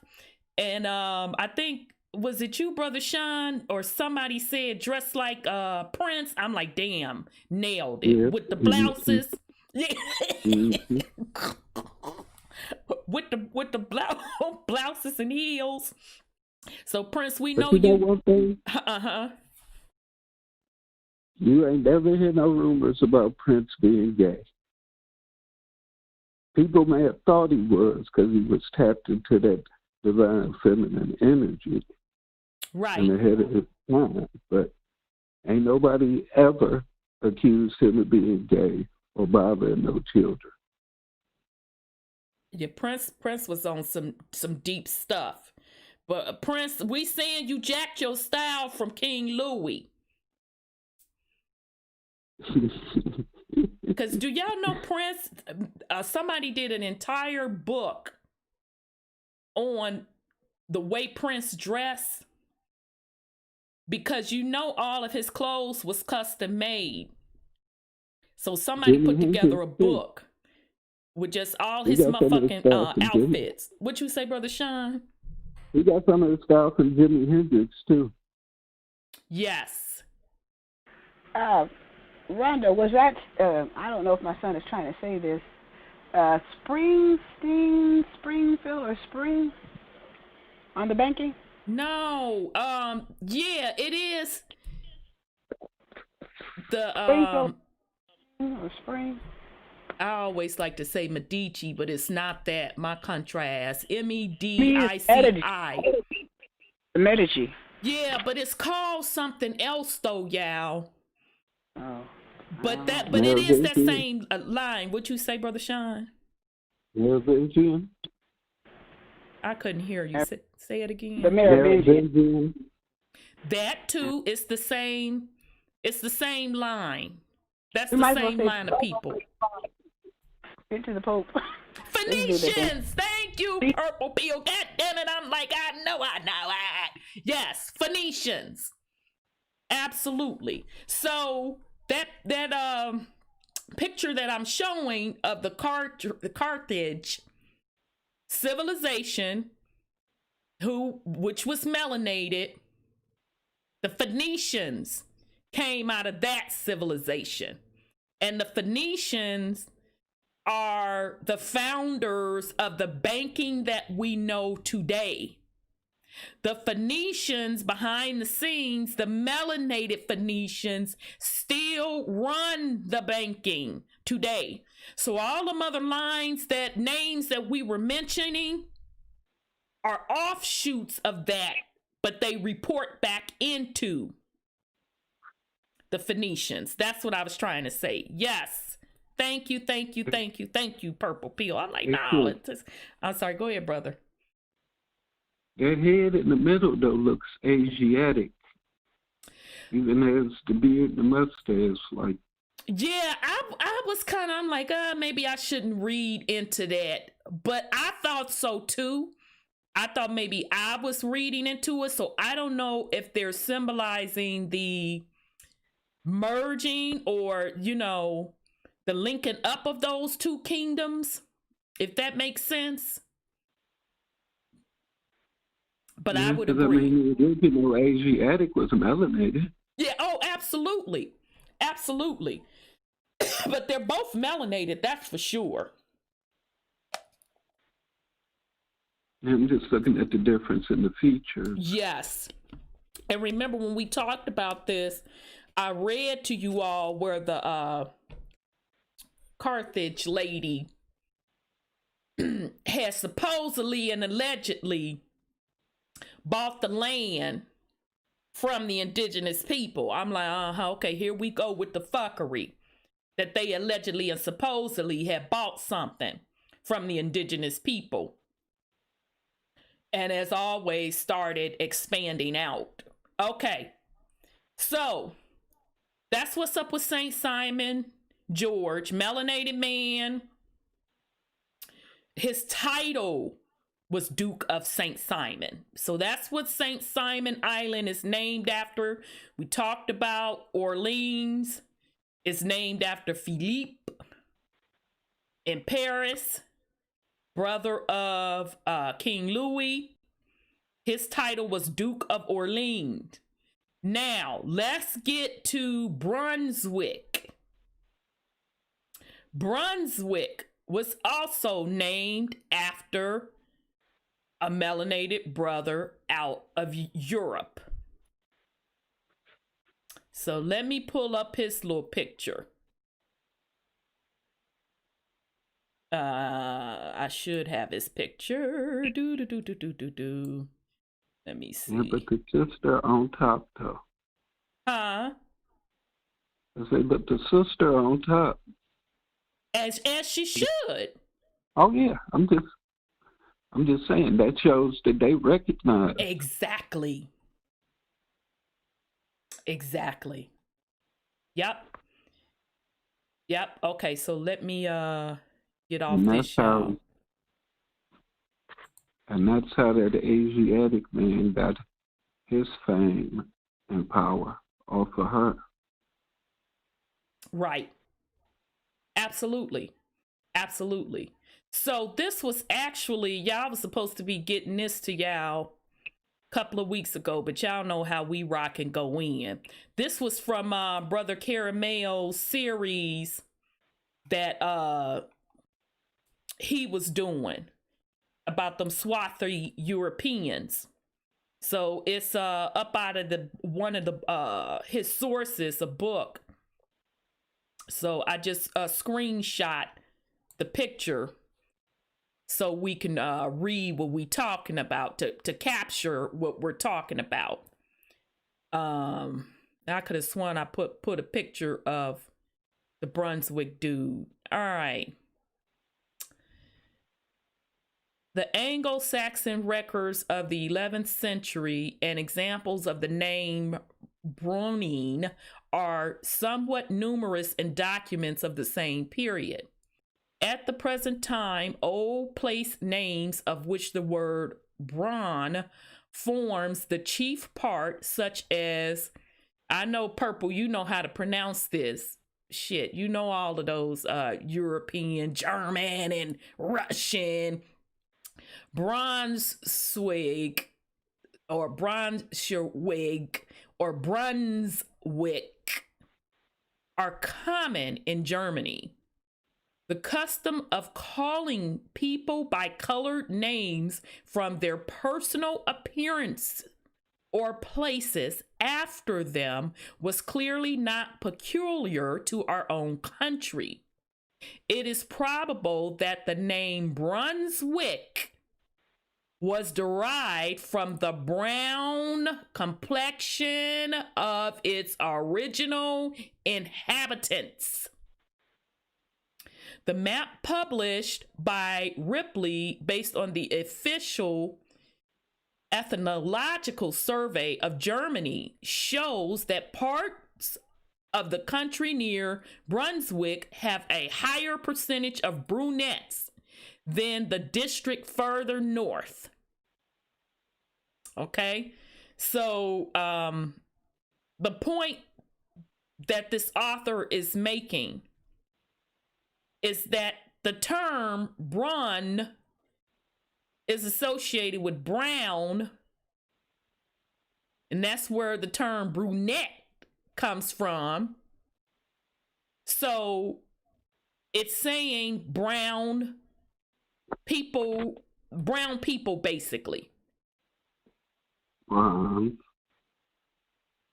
Bronze, copper color. Bronze. But, you know, I could also say in there, they took up a custom of describing us. Yes. Not recognizing us by our name,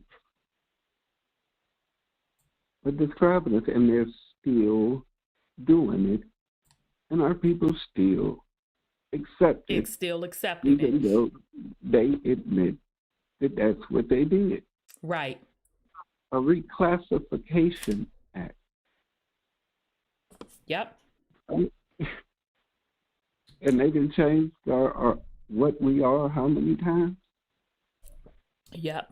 And people actually vote on it and agree with it? Yep. To be described? And only in the Americas, by the way, they keep putting these descriptions on us. But I don't get it. I mean, who really wants to be described? Right. If you got a big head, you want somebody to say, "Hey, big head nigga." Right. Or if you're a woman with big breasts, "Hey, big titty girl." You know, a big booty girl. Yeah, that's a fight. It's like you being disrespectful. Exactly. Well, ain't that the same thing? I agree. And then they describe you inaccurately. Agreed. I digress. Agreed. So I'll have to go back and check, family. It may not that it was named after somebody named Brunswick, or it just means Brunswick means brown, copper colored, right? Just like Dublin means black. So think about it. That entire area, we're talking St. Simon, Brunswick, Jekyll. We do know that St. Simon was named after a melanated man, European man. Then they turned around and gave Brunswick, meaning brown, because those were melanated people, naming those things and naming them after things that they had already named in Europe.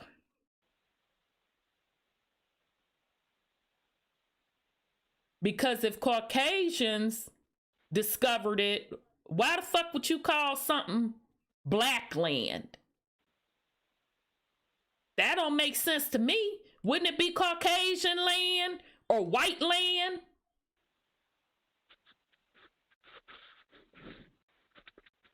I'm just saying.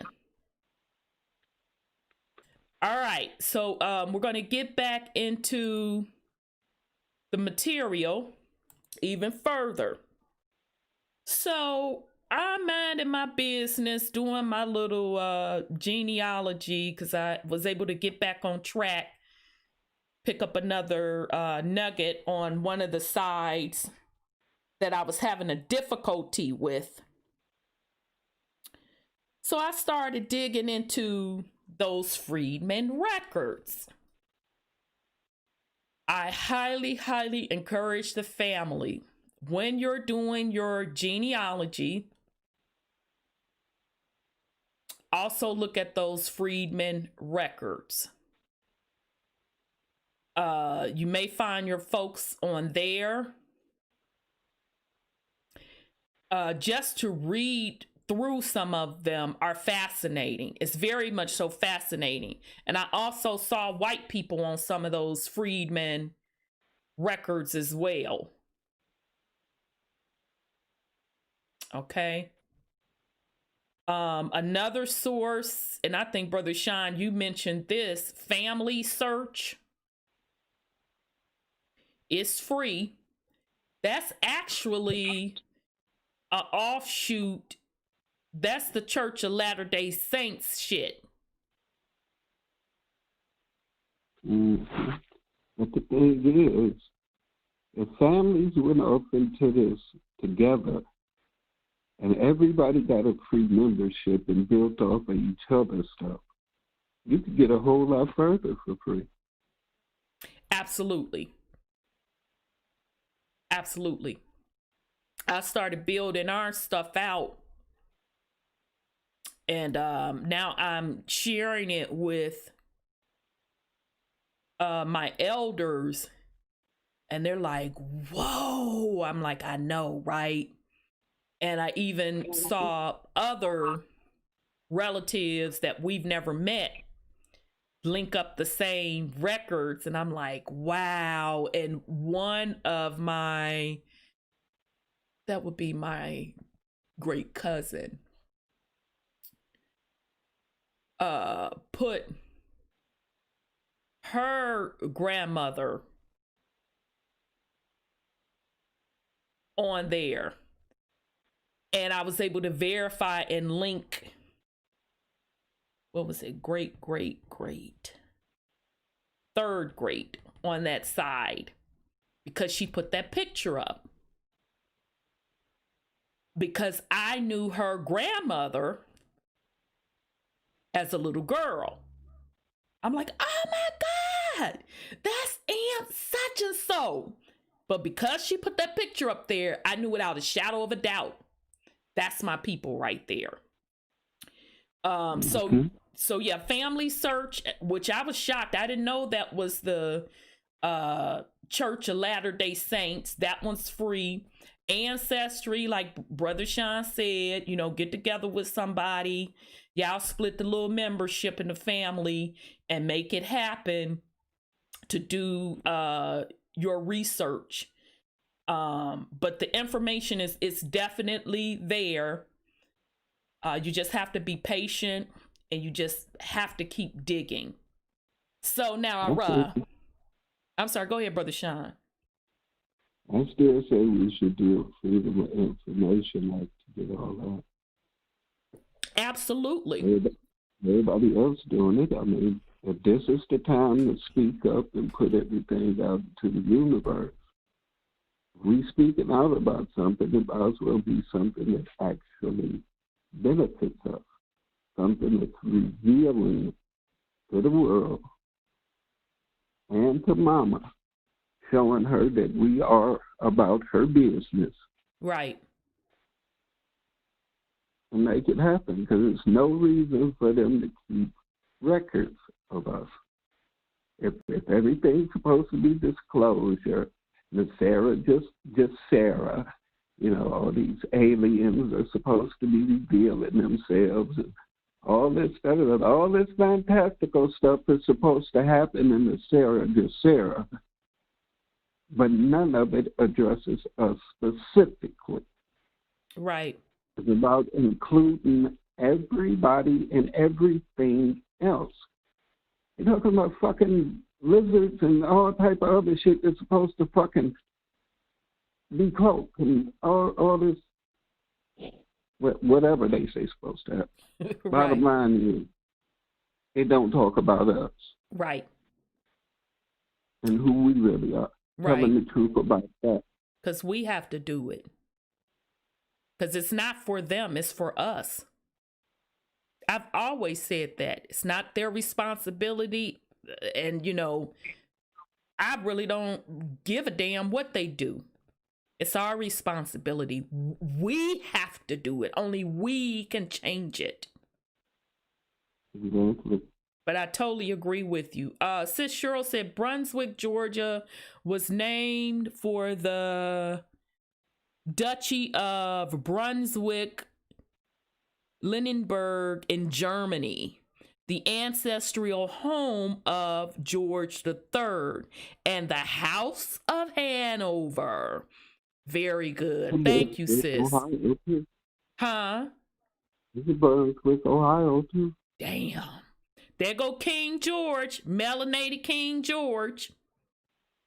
Dub is black. That's what Purple Pill said. Absolutely. Absolutely. Okay, so I was in the Freedmen records anyway, just cross-referencing my people.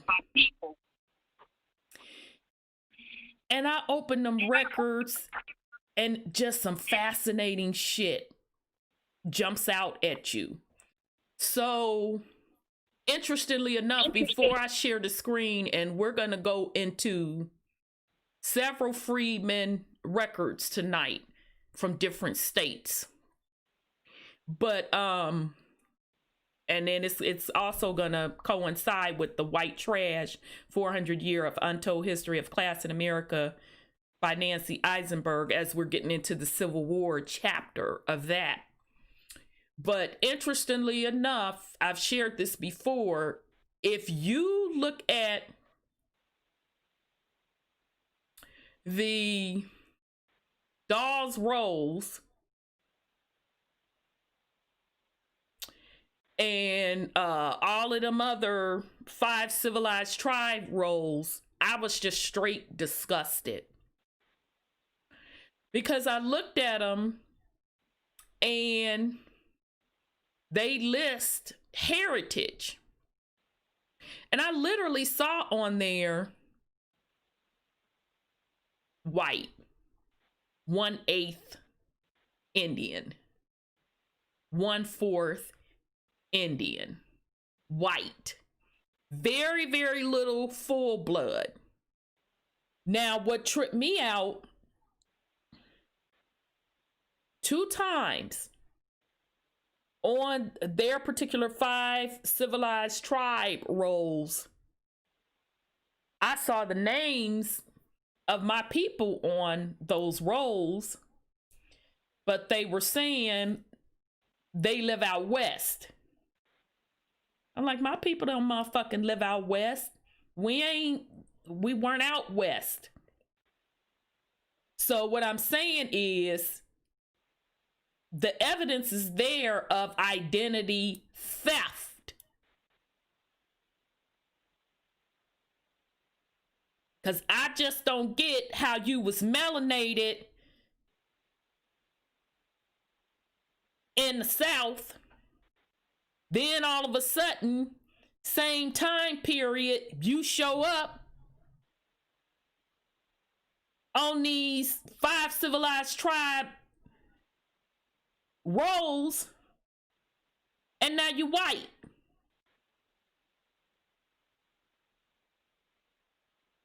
So it is clear identity theft that went on.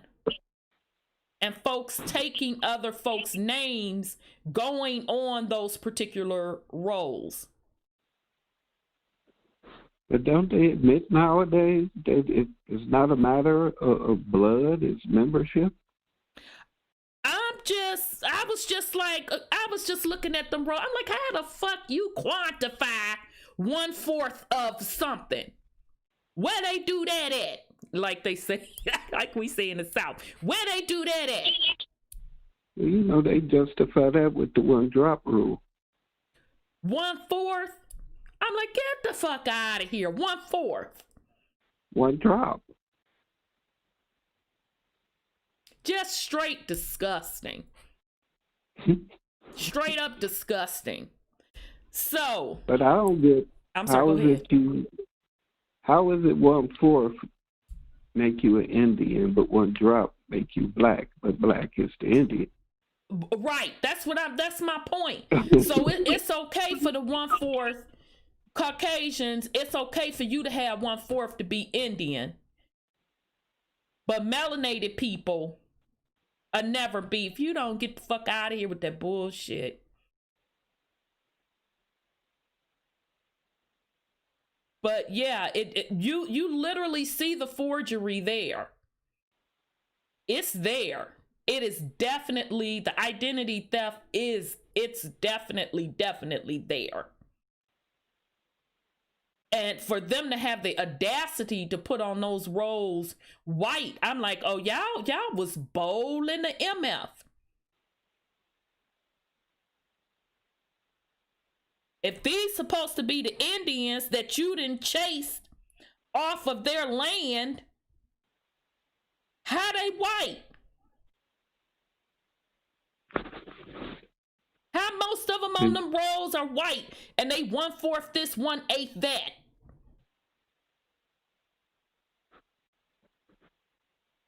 And most of them that listed their entire family didn't even have a full-blooded listed on the list. So I'm sorry, go ahead, brother. I'm just looking at that picture up there. And I'm just trying to imagine them killing off all our warriors. It's not possible. They were sickly. Look at those were sick, poor white folks. And Sis Cheryl corrected me in the chat because I said they came over on indentured servant contracts. She's like, no, they came over as slaves. Look at them wearing potato sacks. What you say, Brother Sean? They wearing potato sacks. Exactly. Weren't they not living in the swamps? Mm-hmm. They were trying to make it like indigenous melanated people were trying to make it. Those of us that weren't comfy cozy and had a deal and was all hugged up with the Brits and the French. And help them and they count them. Exactly. All right, so y'all, let's look at the Arkansas Freedmen. Let me bring it up first. Records.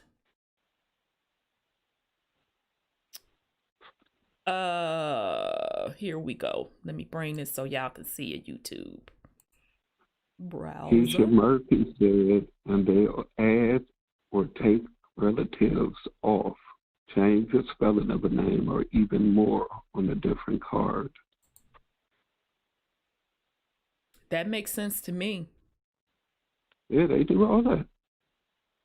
That makes sense to me because I saw where my relative showed up on one of the rolls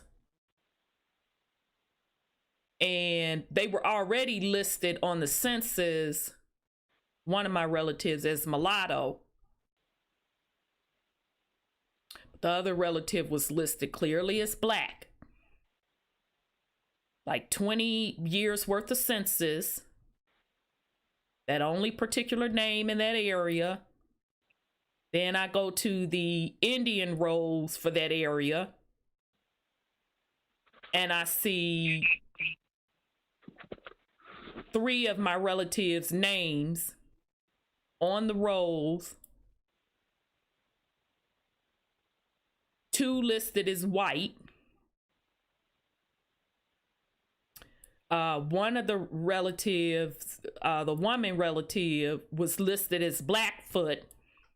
And that's the same relative that was listed as mulatto on the regular census. But it's like her father, they had on the roll as white. They had her on there as his wife. And then her husband on there as her son. I'm like, you got to be bullshitting me. But that's not what the census said. The census was consistent on who they were. I'm like, straight highway robbery. Straight highway robbery. But all right. Anyhow. Okay, so this is Freemansbureau.com. So on this left navigation side, y'all see all the different places: Alabama, Arkansas, Florida, Georgia, Louisiana, Mississippi, New York, North Carolina, South Carolina, Tennessee, Texas, Virginia, DC. All right. I'm just going, and I only picked out highlights. So, January 8th, 1866, Sanborn General. Report to the Secretary of Interior on condition of affairs in Indian Territory. Miscellaneous papers, 1866, recorded January 30th, 66. Headquarters, Commission for Regulating Relations Between Freedmen of the Indian Territory and their former masters. Fort Smith, Arkansas, January 8th. Honorable James Harlan, Secretary of the Interior. Sir, I have the honor to enclose my report and the accompanying papers representing the condition of affairs in the Indian Territory and my recommendation relative to the same. I deem it important to impress upon your mind the fact that the freedmen can exercise no rights in the Choctaw and Chickasaw nations. If they attempt to walk about the country, they are shot down like dogs. The fresh skull of a Negro is now hanging on a tree on the Boggy Depot and within 65 miles of this place with the bullet hole through it. There is but one remedy for the present evils, and that is in a military force station in this country. A woman has been whipped nearly to death within the last month. So this is, I have the honor, very respectfully, your obedient servant, sign, Sanborn. All right, whatever. So this is Jan 5th. Sir, I have the honor to report that pursuant to instructions from you of date November 30th, 1865, I have visited the following tribes of Indians in the Indian Territory, which formerly held slaves: Seminoles, Creeks, Cherokees, and the loyal portion of the Chickasaw under Lewis Johnson. And my report is made out and forwarded at this time before visiting the Choctaw and Chickasaw nations for the reasons that, as the condition of the freedman in those nations required the immediate action of the government, there should be no delay on accounts of any failure of mine to make an early report. The freedmen are the most industrious, economical, and in many respects the more intelligent portion of the population of the Indian Territory. All right, so before I move forward, if this is you all's first time rocking with us, let's be clear who the freedmen are, because the populace would think it's just dark, melanated, quote, quote, Negroes that were brought over from Africa. Well, based on our research, that's not the case. Very few Africans were brought over on these shores. These Negroes that they are talking of, they're speaking on, are melanated Europeans from Europe, particularly Ireland and Britain. All right. Freedmen also meant in this time freed white men. Freedmen also could sometimes apply to indigenous Indians. But for the most part, that freedman label was put on melanated Europeans who some came over on indentured servant contracts after being chased out of Europe.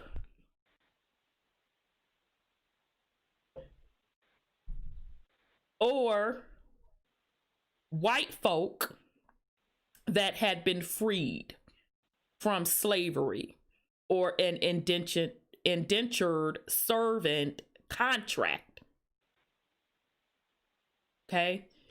Because during our research, the founding fathers, who they call in the founding fathers, did not originally want slavery because slavery cheapened, or really there was no need for paid labor. So they didn't even want it. And as a matter of fact, who was it? Was that Ben Franklin's ass that talked about those tawny, the whole world was tawny? Asia, Africa, France, Italy, Britain, the Americas, that it was very little of them. Yep, that was him. Now, those aren't my words. Those are his words. Writing a letter back saying he don't want no Africans stepping on the land. We already outnumbered with these tawny people. These tawny black folk. We trying to get our numbers up. We don't need it. So none of the founding fathers were really rocking with slavery like that. But what happened when greed started to set in, when folks wanted to keep that fiat going, they started fighting among each other to keep some form of institutionalized slavery going. All right?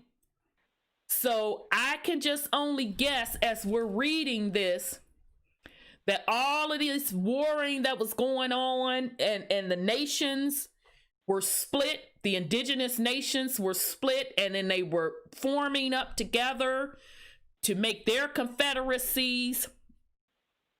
It was a lot of taking people as prisoners of war or taking them as slaves / prisoners of war, sometime to save them, sometime to prove a motherfucking point. Okay? All right, so just keep this in perspective as we're reading through this, because we've already provided the receipts on everything that I've just told you.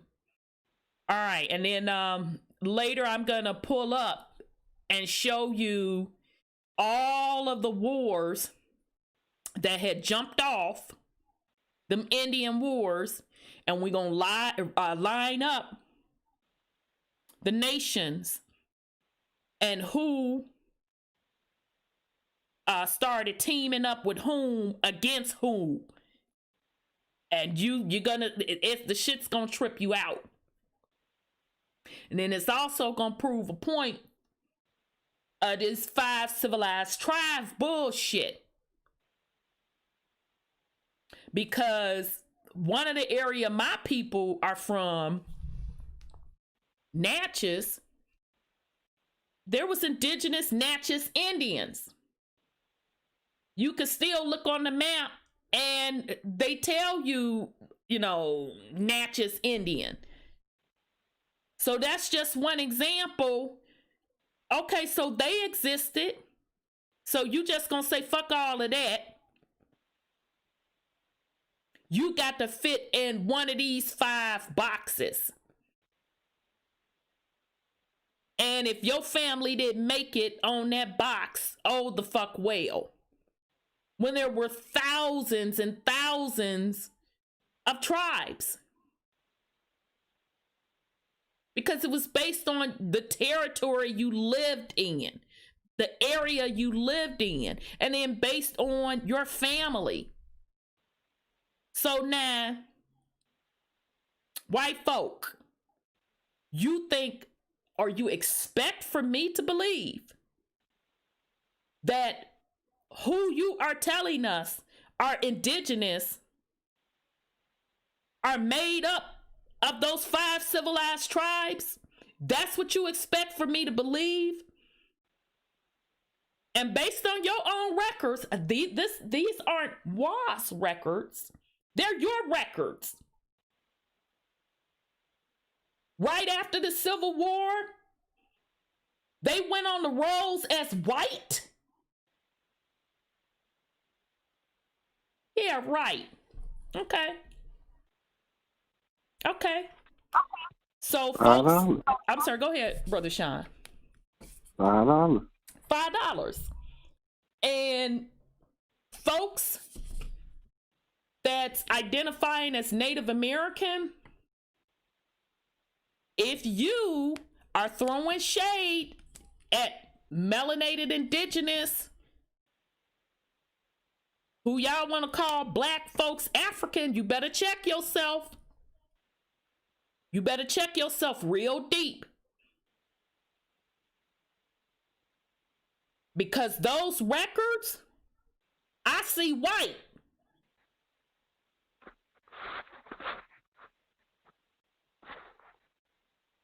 Bottom line is, mama knows who her children are. Exactly.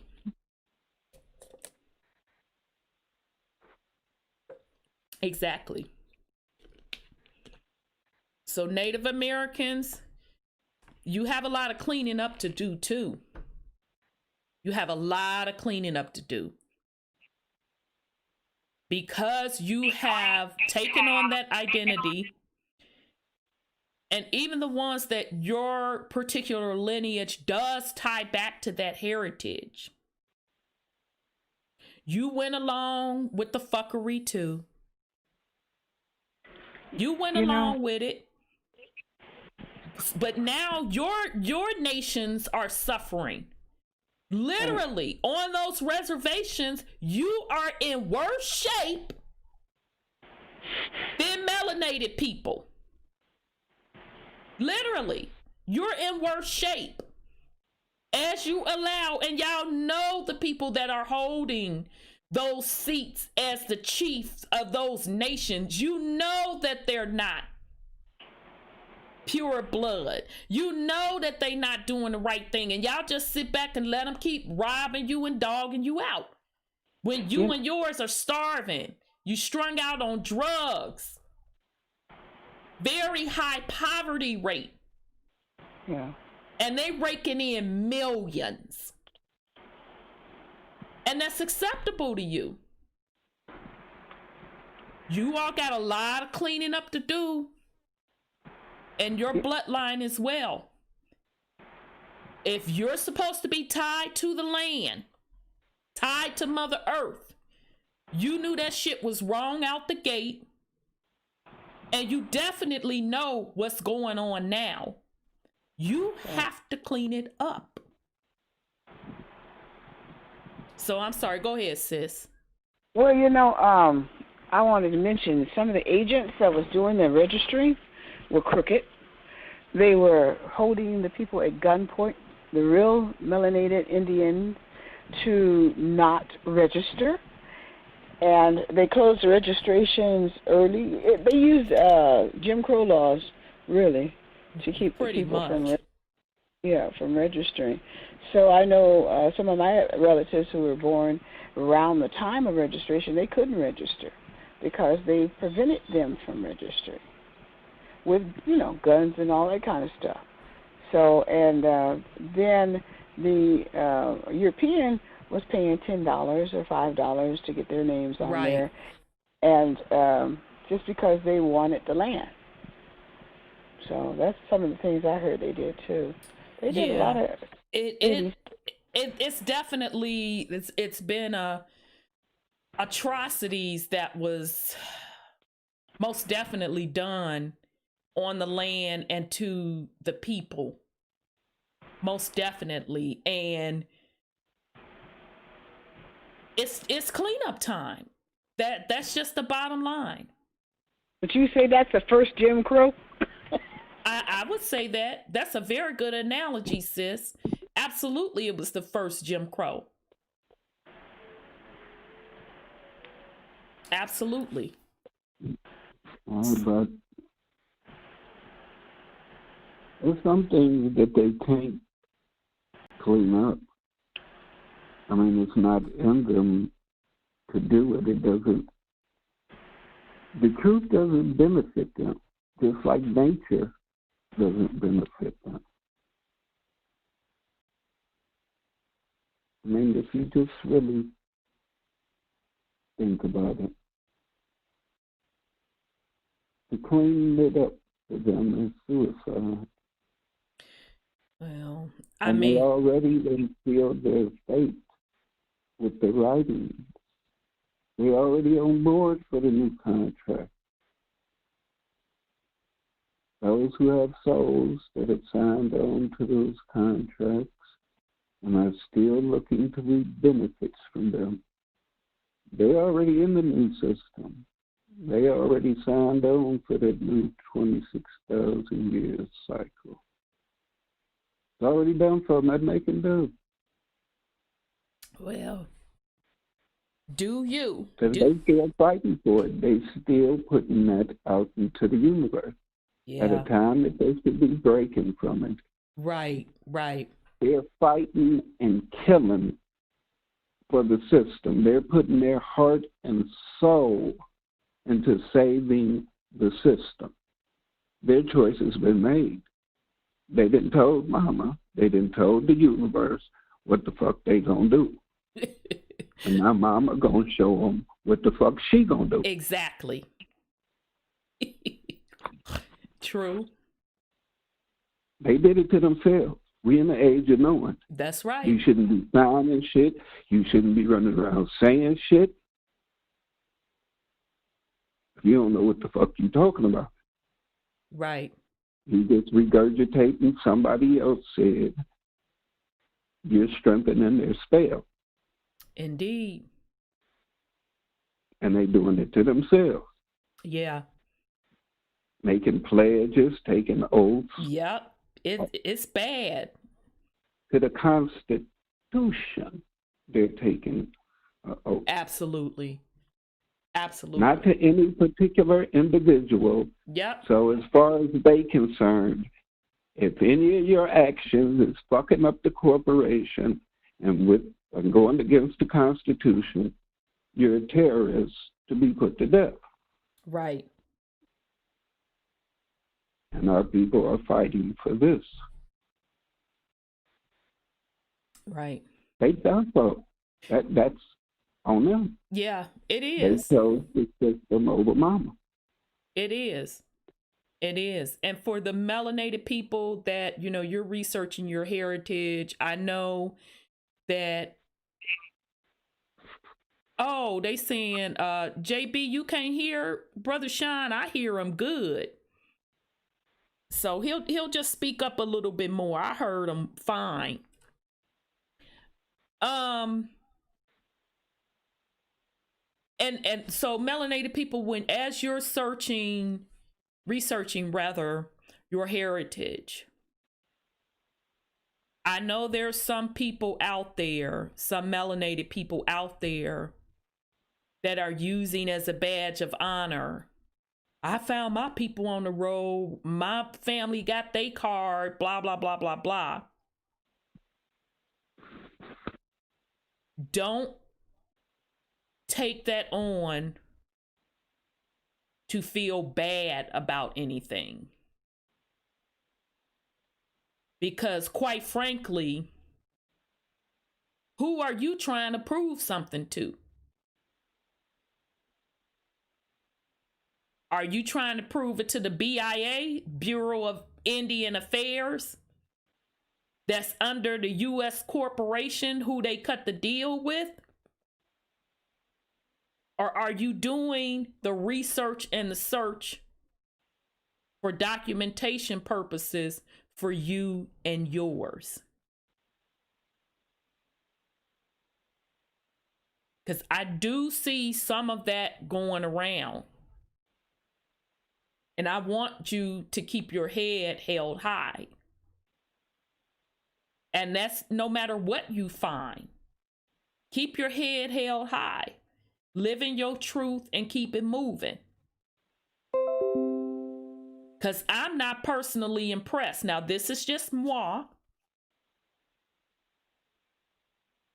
I'm happy for people that find their people on the rolls, this, that, and the other. But just for me, I'm not finna be arguing with no motherfucker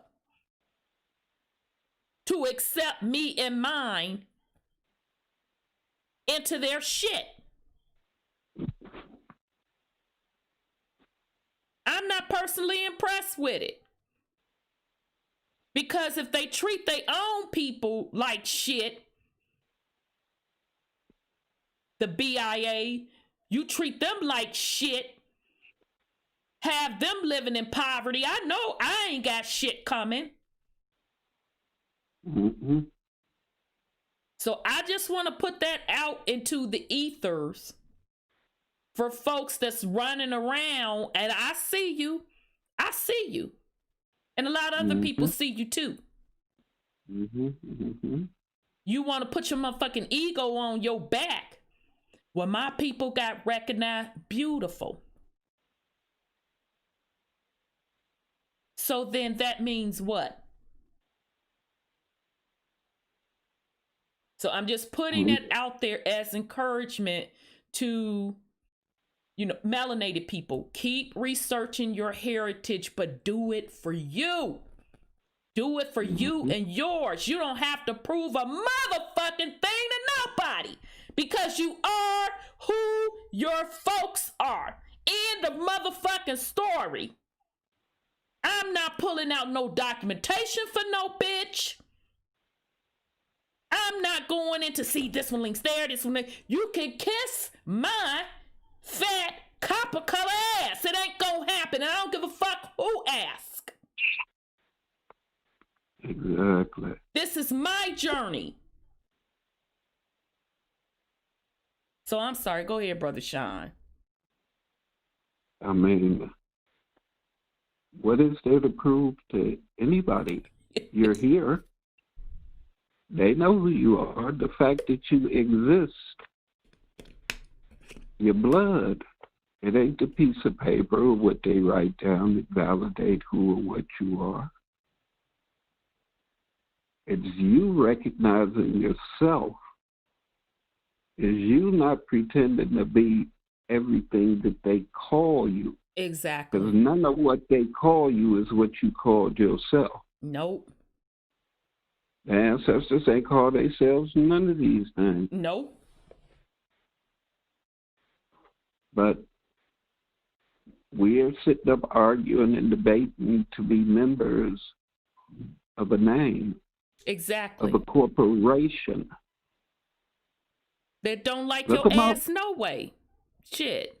They're corporations. If you look at the dates that they were founded, established, recognized, this, that, or the other, they're corporations. Right.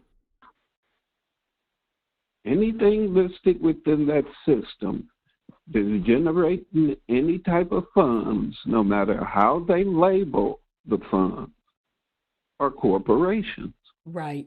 The government can't do business with live human beings. Right. So they have to establish corporations. Right. So all of these names that people are fighting over and seeking recognition up under have to become corporate entities for you to deal with them. Right. That's why I say whatever name you take on for yourself or the ancestors pass on down to you should never be on any goddamn paperwork or anything having to do with them. There's no need for them to be filing that name and making it a part of the corporation. Because if it's listed in their files, it's corporate records. You don't have to list every goddamn thing with them. If you say you don't want to be a part of the system, quit putting yourself in it, irregardless to what name you use. They changed your name for a reason and what they call you, because it's good for business. All the rest of the stuff y'all talking about ain't good for business. Who you are is what you're supposed to be teaching your children. Exactly. So that they become who and what they are and not what they're called. Indeed. That's your responsibility. That's that ain't right. their responsibility to tell your children who they are. That's right. That's why you shouldn't be sending them off to their damn schools. Y'all losing your mind with your children instead of giving them their mind. Indeed. I digress. Indeed. All right, y'all. So let's get back up into this reading because, damn, it's 10 o'clock already. Damn. All right. So the Freemen are the most industrious, economical, and in many respects more intelligent portion of the population of the Indian Territory. All right, so you see where they motherfucking throwing shade there, because remember who I told you the freedmen are made up of. They all desire to remain in the territory of land set apart for their own exclusive use. The Indians who are willing that the freedmen should remain in the territory at all also prefer that they should be located upon a tract of country by themselves. This question has been canvassed much by the freedmen and the Indians, and the freedmen have come to the conclusion that they are soon to be moved upon some tract of country set apart for their exclusive uses, and hence are not inclined to make any improvements where they are or do any more work than is absolutely necessary for their immediate wants. All right, so in other words, the freedmen's like, where that land at? Where our little set aside at? Okay. The spring or warm season commenced early in this country, and farmers and planters ordinarily commence plowing and planting as early as the 1st of March.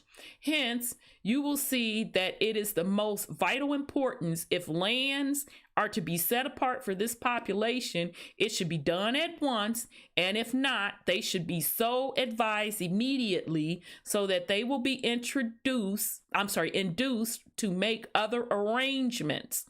Most of the freemen have ox teams, and among them are blacksmiths, carpenters, wheelwrights, etc. The sentiments, prejudice, etc. on the part of the Indian nations toward the freemen at present are the following.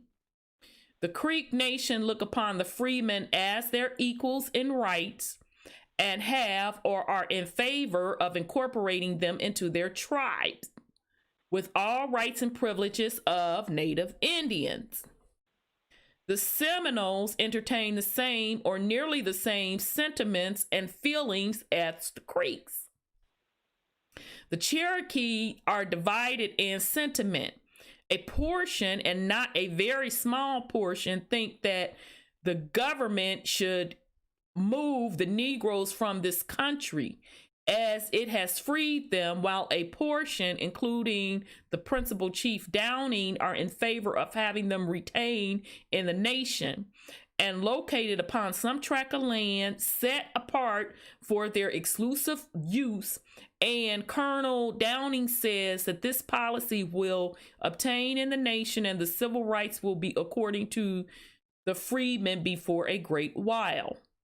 The Choctaw Nation is divided in sentiment, but the preponderance of sentiment is strongly against the freedmen, and a violent prejudice exists among them in the nation, which time alone will overcome. The public men and council acknowledge a change in the relation of the former master and slave, while a large portion of the people do not admit any change in these relations, and their action and treatment towards them is much the same as formerly accepted in instances where the freemen are driven away from their former homes by their masters. One freeman has been killed at Boggy Depot by his former master, and there are rumors of several other cases, and no action has been taken by the government to punish the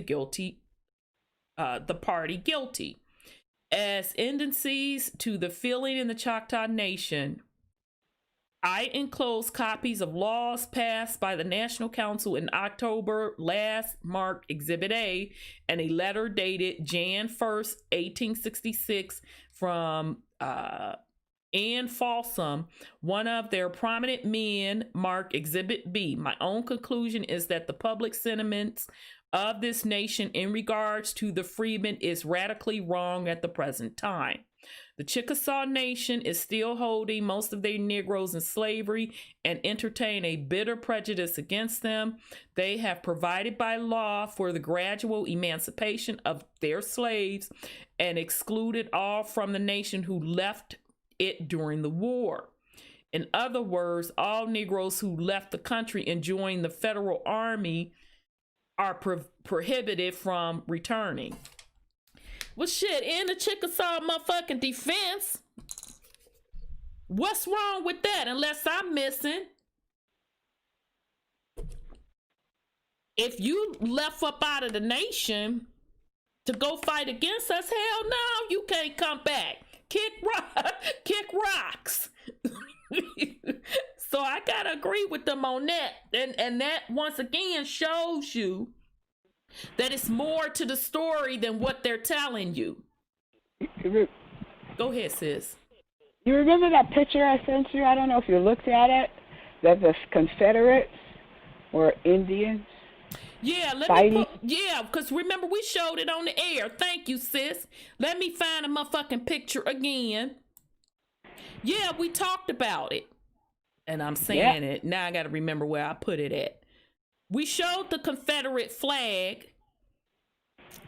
Bear with me, y'all. I forgot where I put the little picture. Because Brother Sean was the first one. He went and got it for me while we were on the air. I had seen it before. Hang on it, y'all. See if I can find it. My thing, and I can text it to you right quick. Yeah, because it'll take me a while to pull it, to put it out there. Oh, I can go back to your page and get it from there. I'm looking at everybody's. I know it's here, y'all. Maybe it's under random. Nope, this random picks. Again, let's see if I can. You can get it in time. Yeah, it'll take me so much work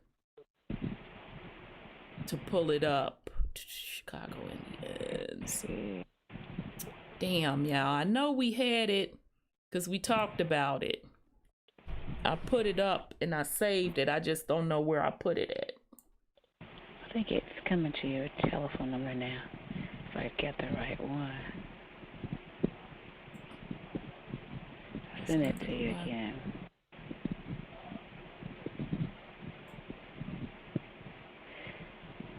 Okay. They had a lot of that in Texas. The Confederacy. Wait a minute, sis. I hope this your text. Cause I can. Yeah. Oh, I can't even hold up the damn phone now because the camera went out. Yeah, I'm not showing the camera no more. Yeah, my sister-in-law went to Texas and she said that right in front of my face, y'all. Damn it, bit me. I found it. It's coming up. It's coming up YouTube. Yeah. At the VFW, they had nothing but Confederates, melanated men who were Indians who fought in the Civil War. Yep. So isn't this a Confederate flag? Black land, Shiloh. What did we say that was? Rocky Face. Oh, that's that other one you were looking at, yeah. Lookout Mountain, Chickamauga. Isn't this a Confederate flag? I think that's the 18th regime. Yeah, this is Alabama stuff. Alabama's Confederacy. This one I sent you was Louisiana. So it was all over that our people were fighting for this, the South, you know, the Confederate, to maintain their lands. And like I told you, I think David Icke in his book is that the South lost their lands when they lost the war. Exactly.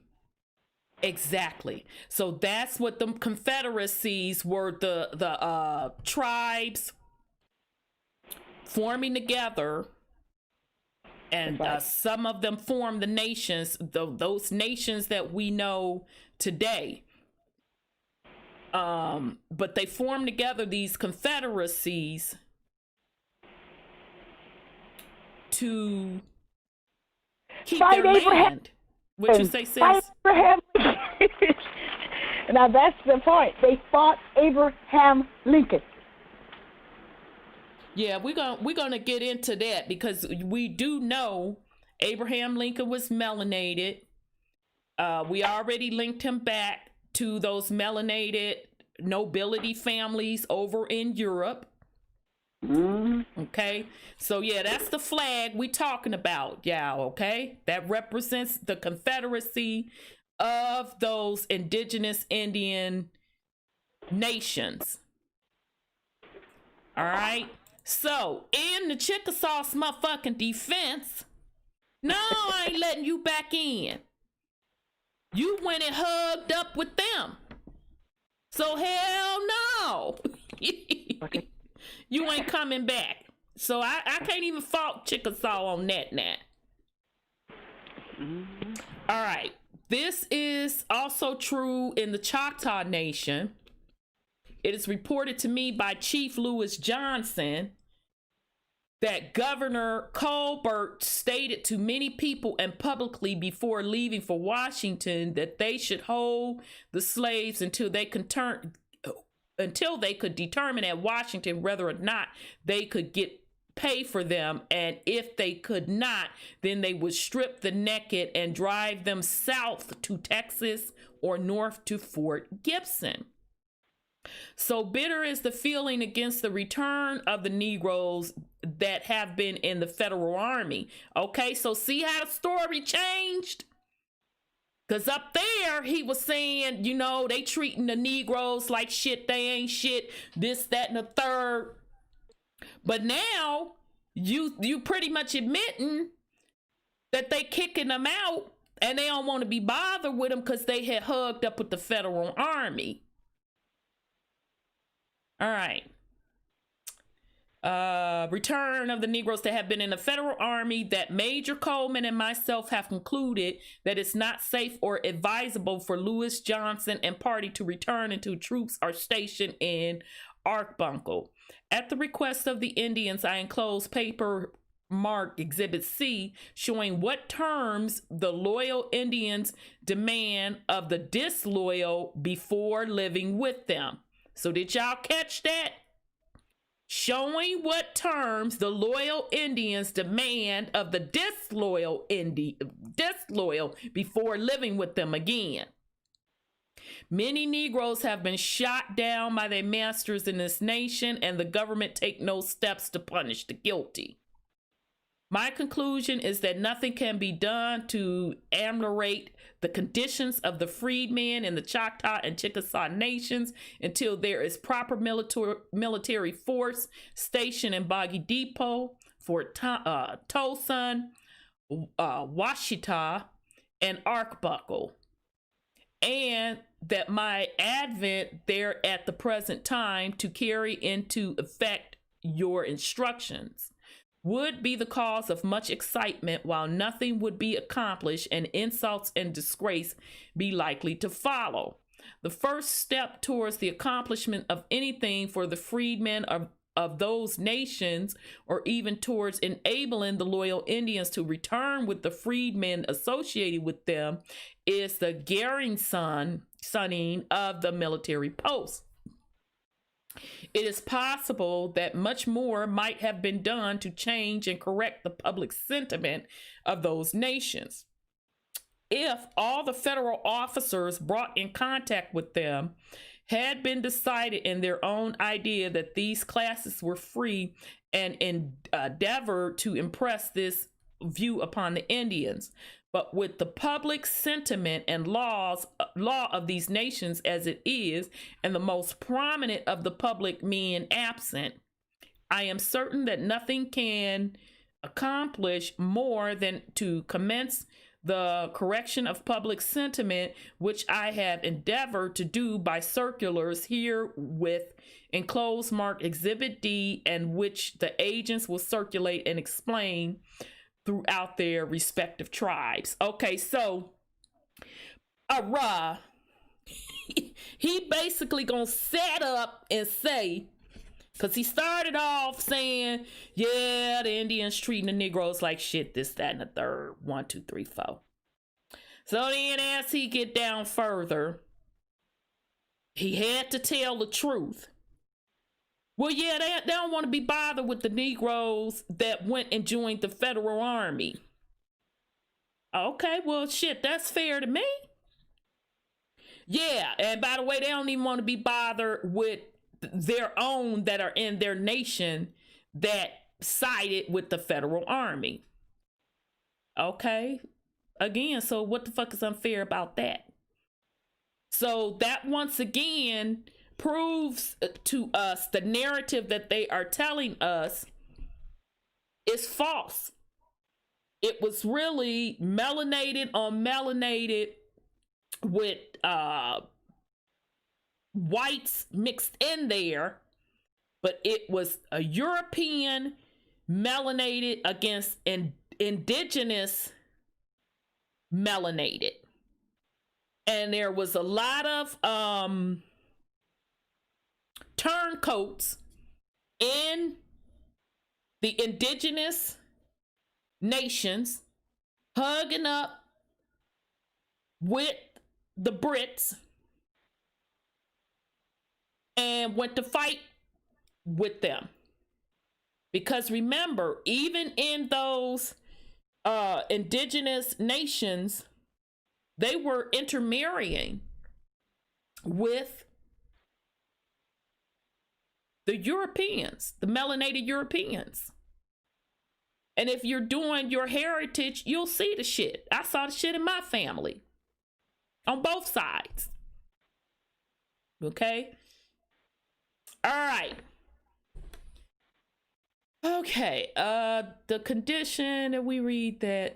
Okay. The condition of public sentiment in the two nations is no cause for delay on the part of the government to make provision at once for the freedmen of all tribes to go upon tracts of country set apart for their own exclusive use, which is so much desired by the freedmen and all loyal Indians. There are two practical methods of doing this. The first and most desirable is by treaty stipulation with the respective nations in the treaties about to be concluded at Washington. The second is congressional enactment carried into effect as Congress shall provide. Now, to show you how turning on folks that they're partnered up with their motherfucking stinking asses, and I'm speaking on the corporation.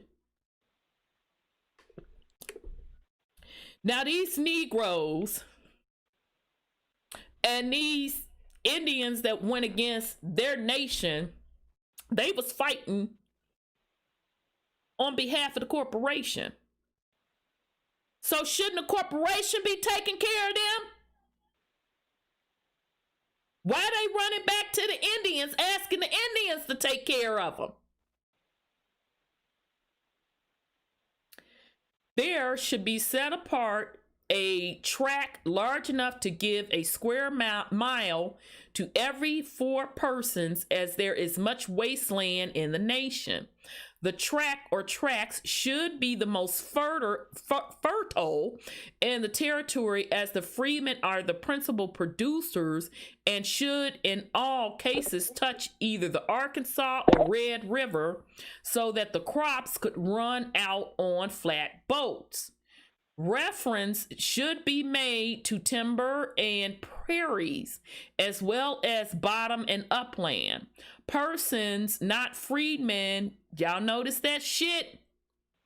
Persons, not freemen, living now upon land so set apart should be allowed the option of remaining, or having the improvements appraised by 3 disinterested parties, and receive the appraisal value of the same from the government.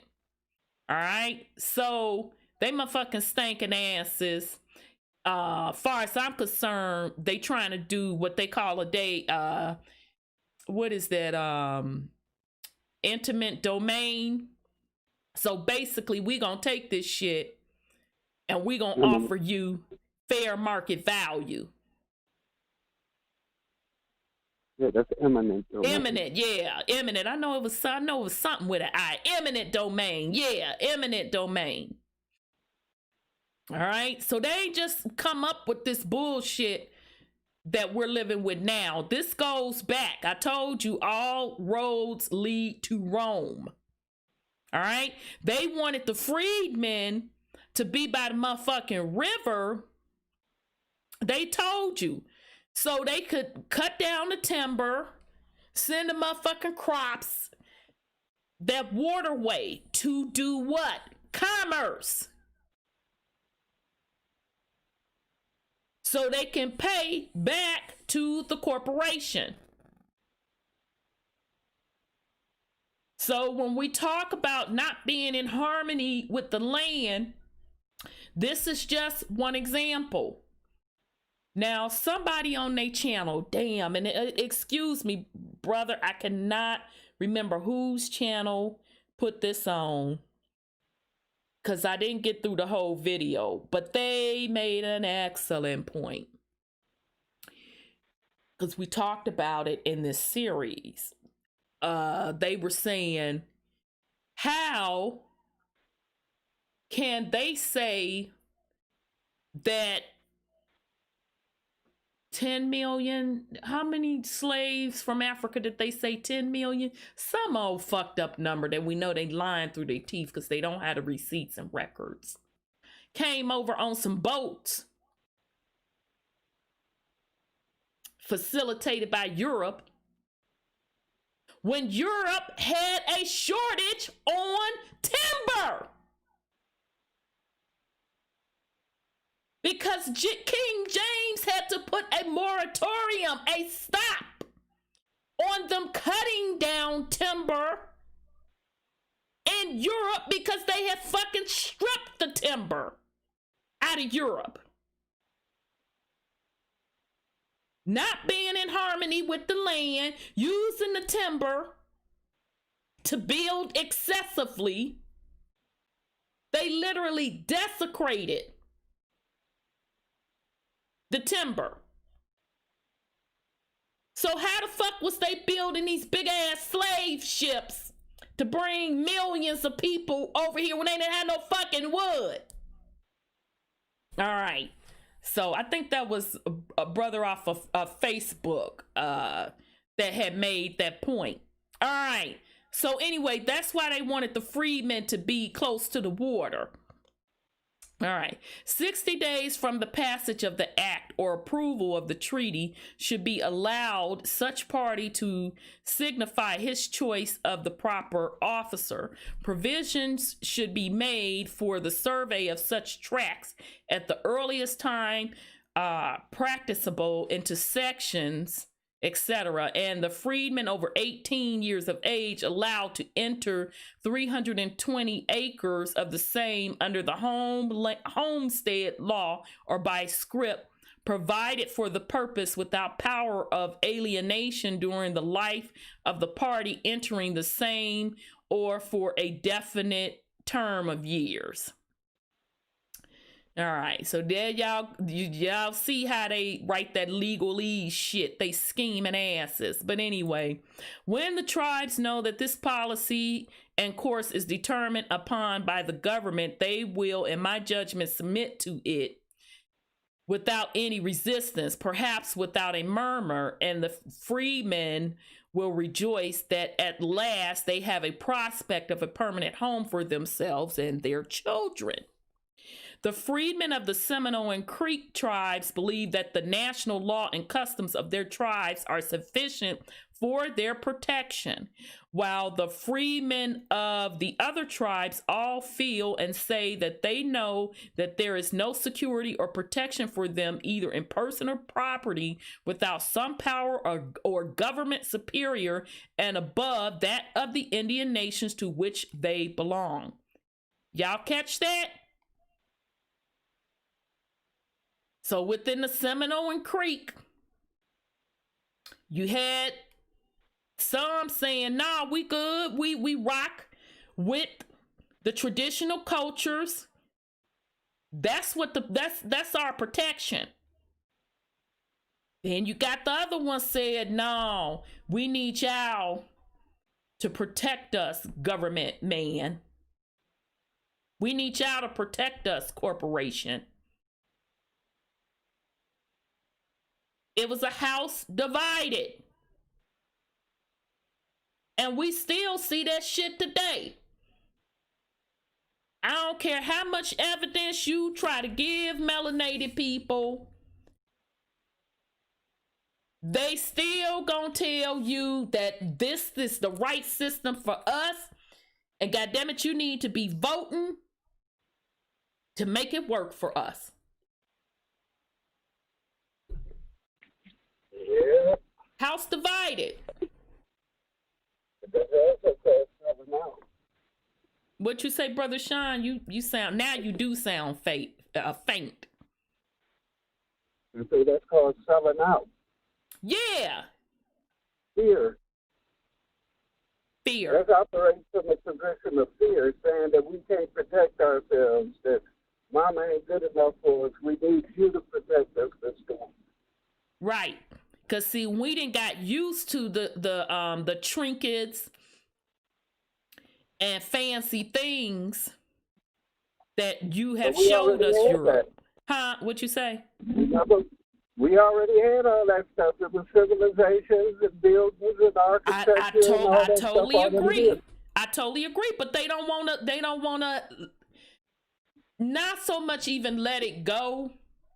Because you can still have some of those things in harmony, because way back when they were building those things to complement nature.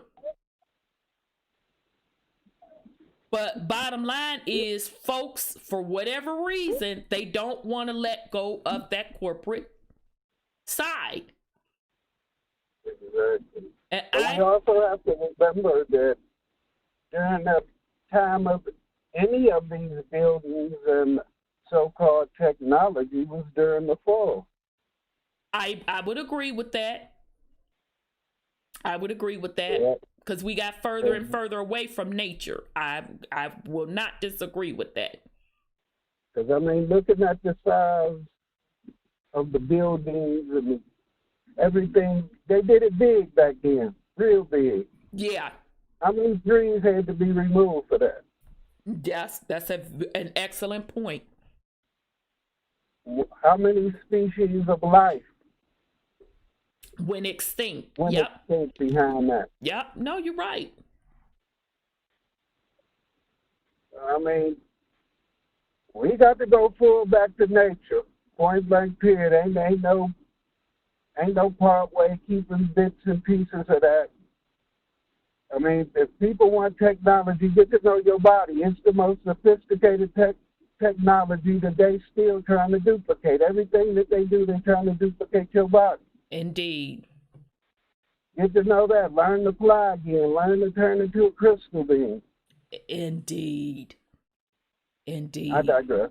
No, I'm glad you brought that up. And, you know, I just think personally, I'm only speaking for today, because a lot of people, they don't want the responsibility of, you know, totally taking care of self. So that means growing your food, educating your own children. They don't want that responsibility. Shit, we see it now. Folks whining, oh, the schools ain't open. What I'm gonna do? And this ain't just melanated people, y'all. Caucasian people, shit. They breaking out motherfucking protests, going up to the school, clowning, suing the school board. And I'm cracking up. I'm like, them your badass babies. Bitch, you better go on Amazon, buy a motherfucking curriculum and get to teaching. But folks have become dependent on the corporation. They're so out of tune. They have become dependent. It's like they just don't think that they can do it themselves. And what I tell people, well, then don't complain. You get what they fucking dish out. But don't get no attitude with me for wanting to rock with nature. Don't get no attitude with me because I don't personally subscribe to that. You do you, boo. All right. So these views of the Freemen are, in my judgment, correct. And the territory should be either organized into a military district with martial law in full force and fully enforced, with a good executive commander who will supervise everything, or a territorial government should be organized to execute the laws. All the Indian tribes are unanimously opposed to a territorial government, but such a government or a military government is imperatively required by the situation. It cannot be expected that any government would leave 10 or 12,000 of its citizens as the freemen of the Indian Territory now are, while within its own borders without any government. Okay, so did y'all catch that? The freemen had became citizens. Or without full protection and benefit of its own laws and institution. So that just to me backs up the way I feel why folks don't want to give it up. Because you want protection, you know, that's just the bottom line. You want that protection of Rome. You want Rome to educate your children. You want Rome to tell you what your culture is going to be. You want Rome to tell you what your heritage is. And if you do, that's your business. But shut the fuck up when they misusing you, abusing you, and treating you like a child. Because that's the way you're acting. So it is what it is. So anyway, to hand them over to the laws and customs of the Indian tribes would be extraordinary and anomalous. All right, so in other words, they bitching, whining, and complaining. Shit. I ain't trying to be up in these fields planting and stuff. I ain't trying to be doing all that. So it's like the Moors, they want to be part and parcel to this government. So they want to be good citizens, so they can keep the benefits of the citizenship. Exactly. Even though they say you need to have your own person and all that kind of stuff. Well, a person is a corporation, which is being part of that corporation. So they're selling a fake identity thing, because Absolutely. you can't be a person part and parcel without being a part of the corporation. Exactly. That's exactly what they're doing with that paperwork. I'm sorry. Go ahead, Brother Sean. But they also use fear, because they'll be one of the first ones to tell you that if you stop being a citizen, well, if something happens, you on your own. If something happens, you can't call the police.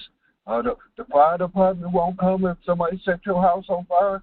Why is you wishing that bad luck on the motherfucker? Right.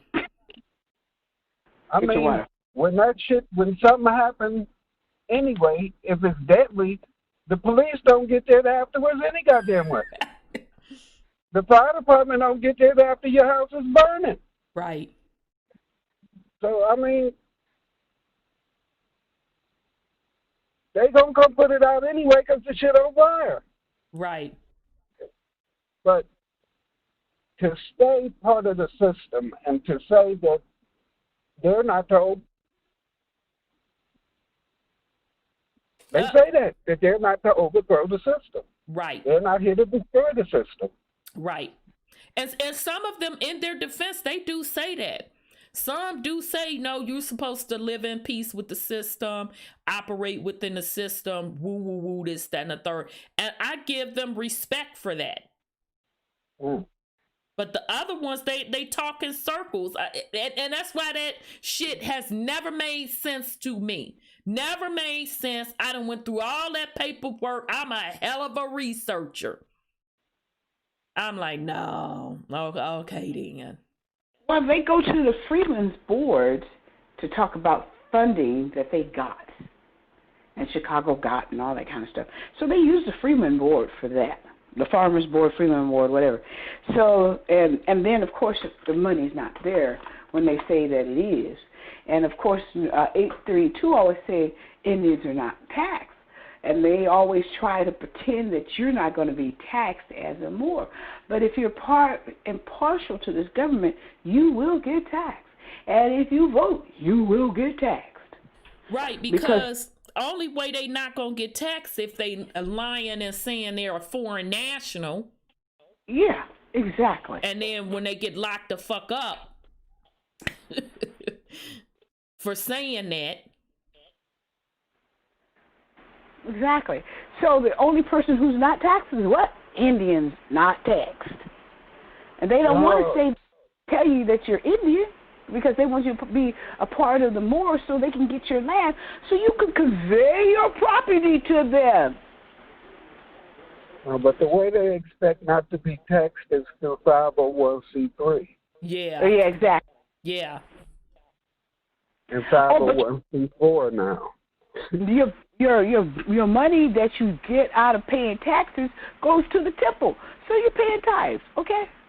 Yeah, it's just some fuckery at its finest, and it's sad because that organization, some of them put out some great information regarding the sciences on sacred geometry and all of that jazz, but all of that paperwork and shit, it taints stuff. It ruins people's reputation.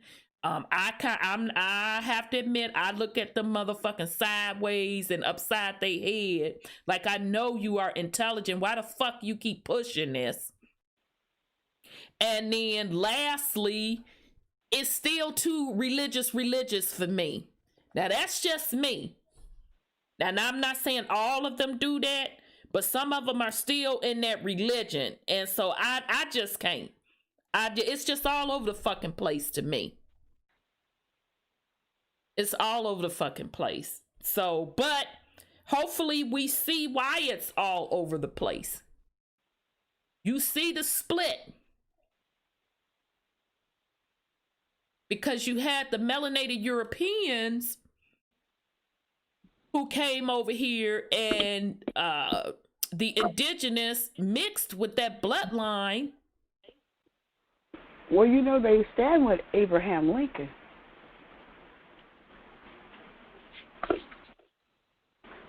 And they go by his Emancipation Proclamation. Right. Supposedly to set us free, which we know now he didn't set us free at all. Right. Right. Well, and remember when we talked about Liberia and how that was a colony of the Americas that they set up for the freedmen. Hopefully y'all are fucking getting this now. The freedmen to have some land because they couldn't get none over here. So the U.S. corporation crossed the freedmen who had partnered up with them to take down the indigenous nations. And then they double-crossed their motherfucking ass, didn't get them the land.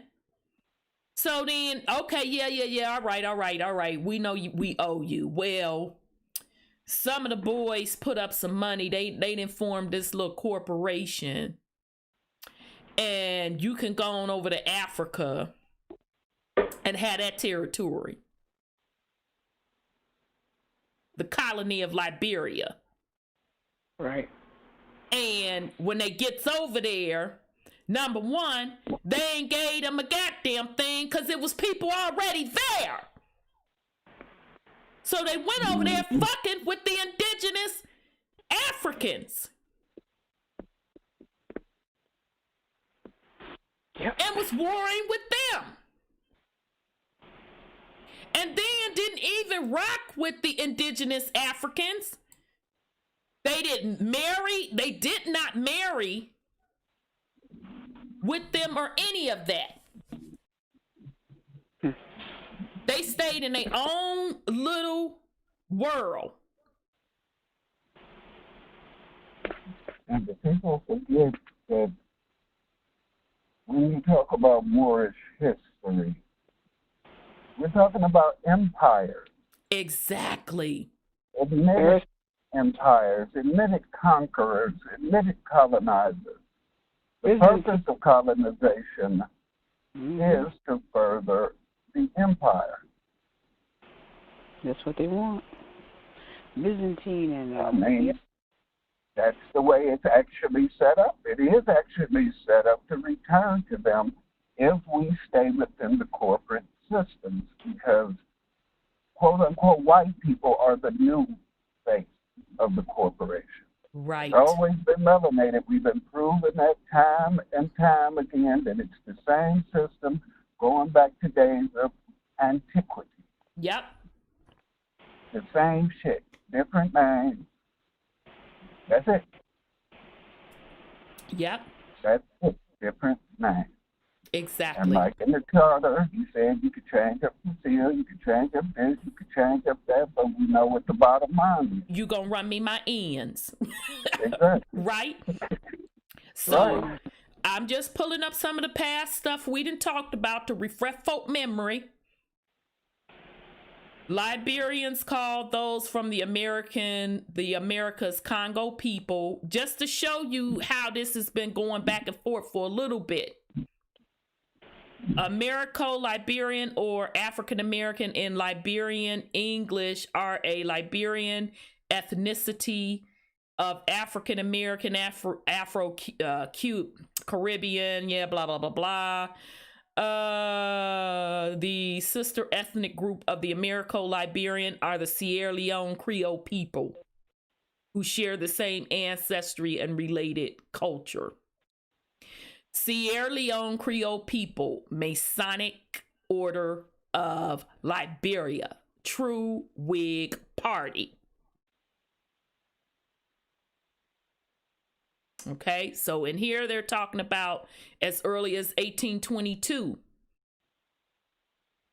They were sending folks over there, all right? But then another surge happened after the Civil War. And I showed y'all where they even had some of the stewards over there in Liberia holding those positions. All right, let's get back to it. Okay. All land set apart for the freedmen should, whenever practicable, be located east of 97th degree of longitude, as the drought is usually so severe west of that as to render the maturity of the crops very uncertain.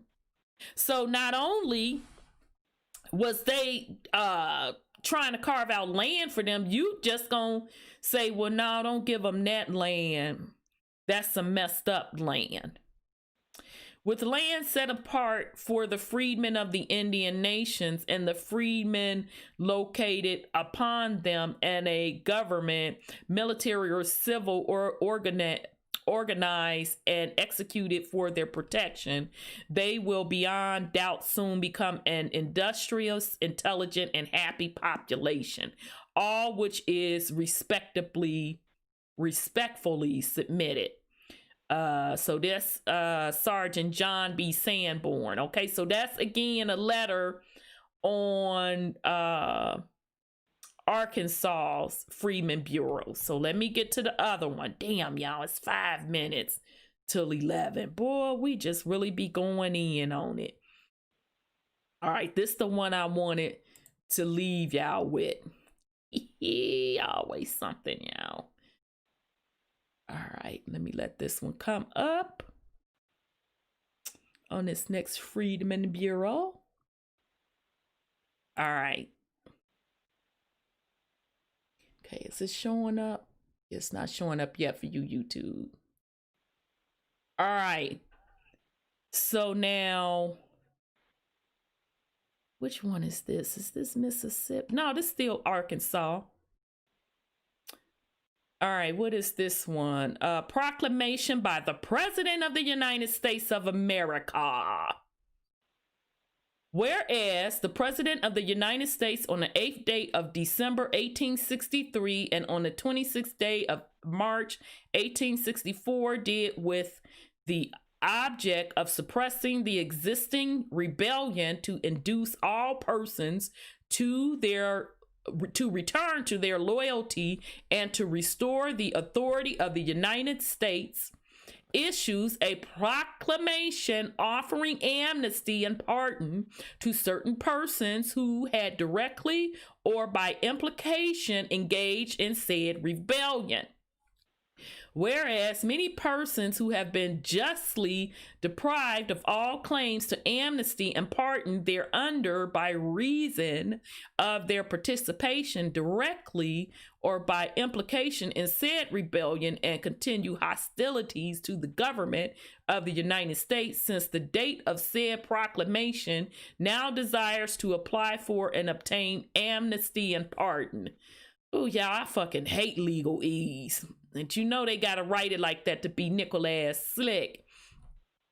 To the end, therefore, that the authority of the government of the United States may be restored and that peace, order, and freedom may be established, I, Andrew Jackson, okay, y'all remember Andrew Jackson, Tawny, melanated wife. They literally call his wife a fat black bitch.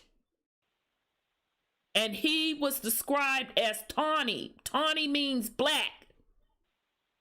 I'm thinking of Andrew Jackson, y'all. I'm sorry. All right. But why I say Andrew Johnson? How the fuck he didn't know the president's name? Anyhow, Andrew Johnson, President of the United States, do proclaim and declare that I hereby grant to all persons who have directly or indirectly participated in the existing rebellion, except as hereinafter accepted, amnesty and pardon with restoration of all rights of property, except as slaves and except in cases where legal proceedings under the laws of the United States providing for confiscation of property of persons engaged in rebellion have been instituted, but on the condition, nevertheless, that every such person shall take and subscribe the following: which shall be registered for permanent preservation and shall be in the tenure and effect following to wit. So in other words, these conditions that I'm about to read, we gonna straight forgive y'all if you do the following. We ain't gonna take y'all shit. We ain't finna take your property if you do the following. And can somebody verify for me in 1863 if Andrew Jackson was the president? I'm assuming he was. I don't know why the hell they had Andrew Johnson up there. All right, here we go. I do solemnly swear or affirm in the presence of the, and y'all already know right there, when they trying to get you to swear something, they trying to get you to take a motherfucking oath. I do solemnly swear or affirm in the presence of Almighty God that I will hereafter faithfully defend, that go that fuck shit, the Constitution of the United States and the Union of the States thereunder, and that I will in like manner abide by and faithfully support all laws and proclamations which have been made during the existing rebellion with reference to emancipating of slaves. So help me God. The following classes of people are accepted from the benefits of this proclamation. First, all who are or shall have been pretended civil or diplomatic officers or otherwise domestic or foreign agents of the pretended Confederate government. Second, all who left judicial stations under the United States to aid the rebellion. Third, all who have been military or naval officers of said pretended Confederate government above the rank of colonel in the Army and lieutenant in the Navy. Okay, so do y'all get what's happening here? He's talking about people that was in those confederacies. You know, that was Andrew Johnson. And he was under Lincoln because Lincoln was assassinated.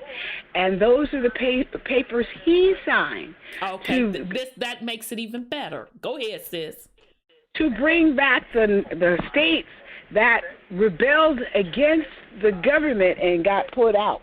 Because he put them out when they rebelled against him, but he had to get them back in. Into the country, so he gave them a pardon, so to speak. But remember, the South lost their land, so it's not giving them land. They lost their lands and they lost their independence and had to come under the United States. Right. So that's basically what he's telling them. You pledge your oath to the United States. Right. Then we'll give you a little something, something. So I'm glad you looked that up. What you say, Brother Sean? But didn't they compensate the slaveholders? Oh, yeah. No, they didn't. They didn't compensate the slaveholders for the loss of their slaves. No, they didn't. From what I remember when I was studying Moorism.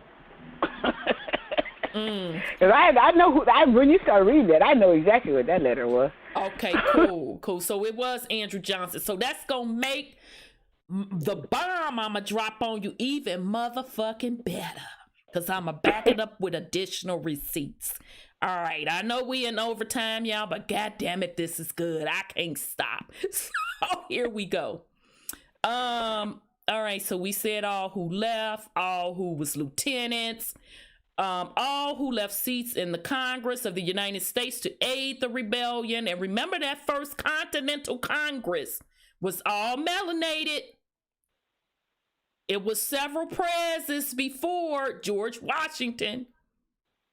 Anyway, all who resigned or tendered resignation of their commissions in the Army and Navy of the United States to evade the duty of resisting the rebellion. 6, all who engaged in any way in treating otherwise than lawfully as prisoners of war persons found in the United States service as officers, soldiers, seamen, or in other capacities. all persons who have been or are absentees from the United States for the purpose of aiding the rebellion. 8.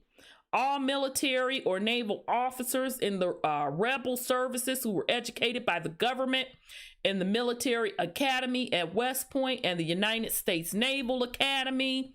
9. All persons who held the pretended office of the governor of states in insurrection against the United States. 10th, all persons who left their homes within the jurisdiction and protection of the United States and passed beyond the federal military lines into the so-called Confederate States for the purpose of aiding the rebellion.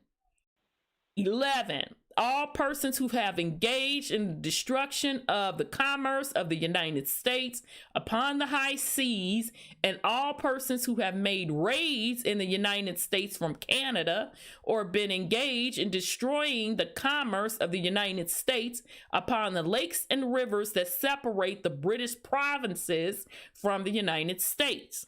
12, all persons who at the time when they seek to obtain the benefits hereof by taking the oath herein prescribed are in military, naval, or civil confinement or custody, or under bond of military or naval authority, or agents of the United States as prisoners of war, or persons obtained for offenses of any kind, either before or after the conviction. 13, all persons who have voluntarily participated in said rebellion and the estimated value of whose property is over 20,000. Oh, okay. So you the rich people, y'all can come on back. Yeah, they some motherfuckers, y'all. 14, all persons who have taken the oath of amnesty as prescribed in the President's proclamation of December 8, 1863, or the oath of alliance to the United States since the date of said proclamation, and who have not thenceforward kept and maintained the same inviolate, provided that special application may be made to the president for pardon by any person belonging to the accepted classes, and such clemency will be liberally extended as may be consistent with the facts of the case and the peace and dignity of the United States. The Secretary of State will establish rules and regulations for administering and recording the said amnesty oath so as to ensure the benefit of the people and guard the government against fraud. In testimony whereof I hereunto set my hand and cause the seal of the United States to be fixed. Done at the city of Washington this 29th day of May, AD 1865, and the independence of the United States the 89th, signed Andrew Johnson by the president. This the bomb. Signed by who else? William H. Seward, Secretary of State. Let me refresh your memory who William H. Seward is. All right. Let me make sure I got my right book.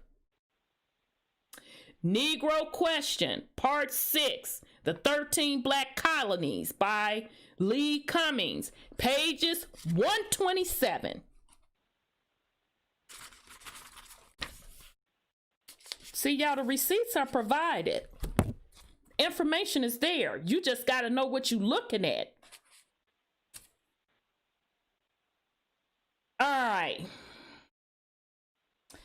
Every name on this ship manifest is that of a Black Scottish Highlander and the Royal Stewart House. All right, so I'm going to turn the page.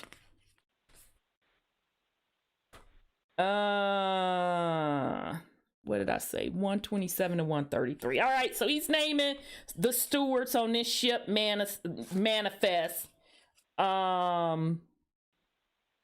Robert Stewart, Pat Stewart, Juno Stewart, Alexandra Stewart, Donald Stewart, Alex Stewart,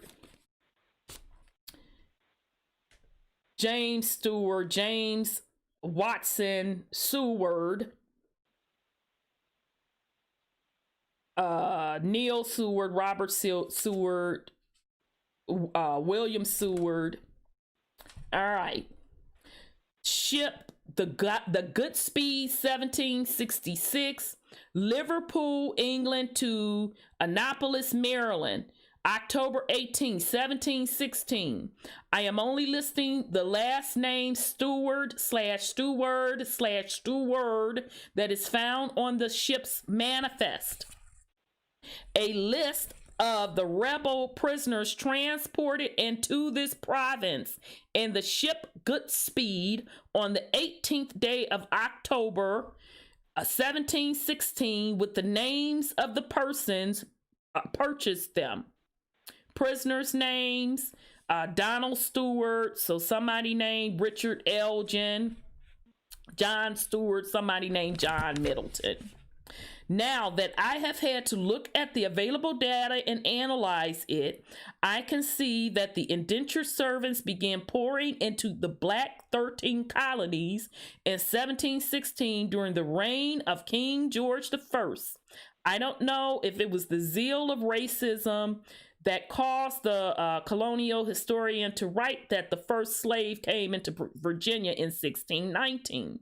Who can tell what was running through the minds of the post-colonial historians or even this modern historian when he writes, oh shit, I done lost my place. When he writes glowingly about slavery in the original 13 colonies.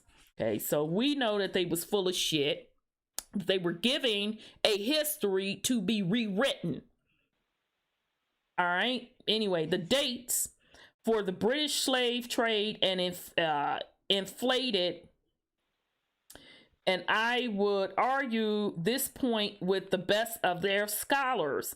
The British involvement in the enslavement of men must be dated from the time the Georgia Charter was revoked in the year of 1751.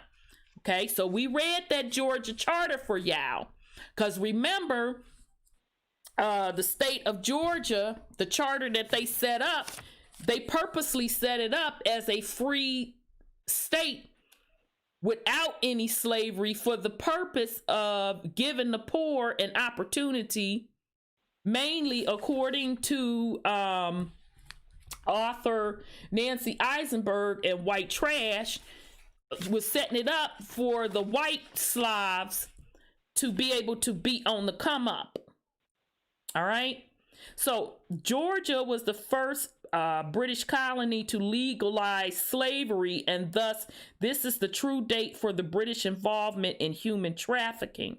This means that slavery existed in the British colonies for only 114 years.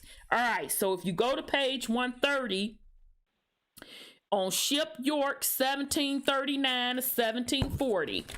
So the first ship manifest, he's showing documentation where the stewards came over. Well, two of the stewards came over in 1716. All right. So I'm sure there was still some stewards over here before that. Had to be. All right. But that's the documentation he could pull. Excuse me. So Ship York, where did Ship York come in on? March 22nd, 1739/1740. All right, so once again, you out of Africa theory people, where the fucking ship manifests? Where are they? Because the ship manifest is very, very extremely accurate. Now, I know they be doing some smuggling on the side. Y'all know how that go. But now, come on now. Out of Africa, you claim millions of Africans came over. Where the fuck are the records? So anyway, a list of 115 felons and convicts shipped from Newgate by Andrew Reed Esquire on board the York captain Anthony Bacon commander, bound to Maryland. Okay, so they was coming into Maryland. So I read this before. I'm not gonna go through all of these names because you could certainly do it yourself, but I'm just gonna hit the stewards: James Stewart, William Stewart. You have some Wilsons on here too, and Williams. All right. Now, those people, the reason I bring them up because that Wilson name is part of the King Williams bloodline. So when you see the name Wilson, it is a derivative from King William bloodline. So that's why he pointed that out. Okay. So that's one ship manifest. Then he goes on to say on page 147, we keep going over this, but I'm going to keep going over it, goddammit, because here are the receipts. When he talks about Harriet Tubman people and how on, what's the name of this particular ship manifest? Anyhow, this is on page 147 when he talks about the more stewards coming over the William Henry Stewart, Harriet Ann Stewart, William Henry Ross. Oh, the page is on Rosses and Stewarts. So he points out that Harriet Tubman's parents are Benjamin Ross Stewart and Harriet Ross Rita Stewart. But yeah, this entire page that he lists, and he's showing where the Ross, the last name Ross, is a territory in the Highlanders or Scotland. And you know who the Stewarts are, but that's even a territory marked out. Okay, so I'm trying to get to the part. The stewards on the ship manifest are black. The images of the Stuart kings are black, and the stewards that Harriet Tubman rescued from the south were black. All right, so the math says that the black stewards that Harriet Tubman Stewart rescued from the south were in fact the seed of King James Stewart. What was Harriet Tubman Ross Stewart really doing in the south? This woman was rescuing the royal seed of the kings called Stewart and the seed of the black Highlanders, plain and simple. Ross was one of the titles that the kings of Stewart held in Scotland. All right. So he's given his receipts. He got some of this out of the Oath of Arbroath. The document mentions the Earl of Ross and Walter Stewart. All right, I'm skipping down to this. The seed of the black royals of Europe have been scattered into the four winds of heaven. It is written, this is a people that have been robbed and spoiled. All right, the plot thickens when Harriet Tubman Ross Stewart rescues a black man from slavery named William Henry Stewart. It is important to note that this man's lineal name appears on different ship manifests as a political prisoner. The name William Stewart can be found on the convict ship Hockenhill and ship York. This simply proves that the Stuart royals were being rounded up and deported into the colonies as convicts. What was their crime? They believed in the divine right of kings to rule, and they tried to restore the black stewards to the throne of three kingdoms. Are you still there? Let's play a conspiracy game. What are the odds that the same name, William Henry Seward, I know y'all, that was a lot that I had to get for this motherfucking receipt right here. Sign William H. Seward, Secretary of State. But I just want to, once again, go back to the receipts. Let's play the game of conspiracy theory. What are the odds that the same name, William Henry Seward, on this motherfucking proclamation by Andrew Johnson on the 29th of May, 1865, Andrew Johnson, the president, signed it, and who else signed it? William H. Seward, Secretary of State. What are the odds that the same name, William H. Henry Seward, appears as the Secretary of State in the administration of Abraham Lincoln? Think about this. Harriet Tubman Stewart rescues a man with the same name, William Henry Stewart, in 1854. 11 years later, this same name appears as the Secretary of State of the United States. Minus the T. What are the odds? So, now do you all get the picture of who those freemen were? I told you they were a mixture of European melanated folk that came over as prisoners of war / indentured servant contracts. You also had freed white men mixed up in there. And you also had some indigenous melanated, quote, quote, Indians, because they sided with the Brits and those European freedmen against their indigenous folks. All right. So, all right, family. So we're going to, now we getting into the Civil War stuff. We definitely gonna pick back up next week. I still have more Freeman records to go over with that coincides with the Civil War stuff. We're gonna get into with Nancy Eisenberg's White Trash, the 400-year untold history of class in America. So, with that said, sis, you have any last words for the family?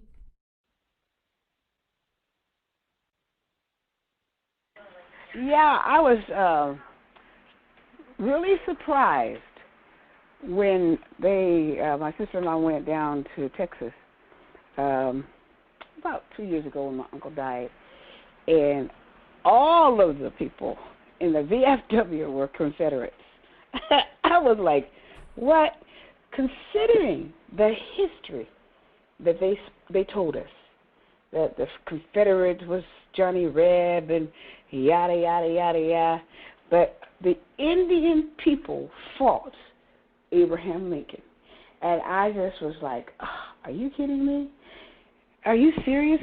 So when I was in a Christian church, they wanted people to stand up for the 4th of July, I think it was, a memorial or something, about all your relatives who were in any war, any war, before the First World War. And I couldn't stand up because I didn't know that, because they had told us that garbage that our people never fought. But our people were some fighting fools, okay? Yeah, we're gonna go over that next week, because I pulled all of the wars as far back as they motherfucking funk ass is documenting. And we're going to go through that list, and we're going to show how the different nations lined up and how they lined, who they were lined up against, and how some of those nations then turned around and partnered back up with somebody that was previously their enemy. In the last century, they partnered up. So it's really going to trip you all out. There's so much they hid from us. And we think that we have no stake in this country because we didn't, do like them, Johnny come marching home kind of stuff. Which is not true. We just stopped fighting because it wasn't, the corporation doesn't represent us. But they don't even recognize us except for as Negro, Black, colored, but for freaking American. That's not the case because it took them quite some time. Get over here. Quite some time to totally take us down. It took some time. I heard it was 600 years. It definitely took some time. So we're going to go over that next week. Wait a second. Purple Pill said, before William called himself William, what was he called? Willem. Willem? Mm-hmm. Purple be dropping it. He know that European side real well. Interesting. But I love that. I love them because they put so much into it and they clear up a lot of things that, everybody reads their little information, and when we put it all together, we come up with a big old story that has never been told. Yeah, because all you have to do is piece together the information, and you'll be like, oh, motherfucker, no, you ain't out slicking me. I know what this means. And I think it's pretty cool. I think it's very cool. I think it's very cool. I really love our people on the YouTube and the ones on the phone who contribute and know the history to what they've learned, and it's great. I love it. Yeah. And even, that's why for me, I don't get hung up on color. I'm beyond that bullshit because it's much deeper than that. Because it's some Caucasians that's putting out some hella information. They putting out some hella information. Well, the truth got to come out. Yeah, it has no choice because they've been lied to too. Right. They're like, wait a minute, what the fuck? So that whole mud flood stuff, that came from Caucasian people. And they round up that Confederate flag and they die by it. And I'm laughing. But I tell you what, it was that one show that comes on ABC, What Would You Do? That's the name of it. And I don't watch that shit most of the time. I was reading or either on YouTube. I always had a TV in the background for background noise. It just so happened to be on there. So they did an experiment about how offensive the Confederate flag is. So I'm like, oh, wait a minute, let me stop what the fuck I'm doing and go on and peep this out. So bottom line, when they were running the experiment in New York, people in New York was like, nah, son, you can't be coming up in here with this wooda. When they did it in the South, I want to say it was Texas, but don't quote me on that. And people was trying to pull the man to the side and say, you shouldn't wear that, because he had on either a Confederate t-shirt or Confederate jacket. You shouldn't wear that. That's offensive. Wooda. So this white couple sitting at the table was like, no, it's not. It's not offensive.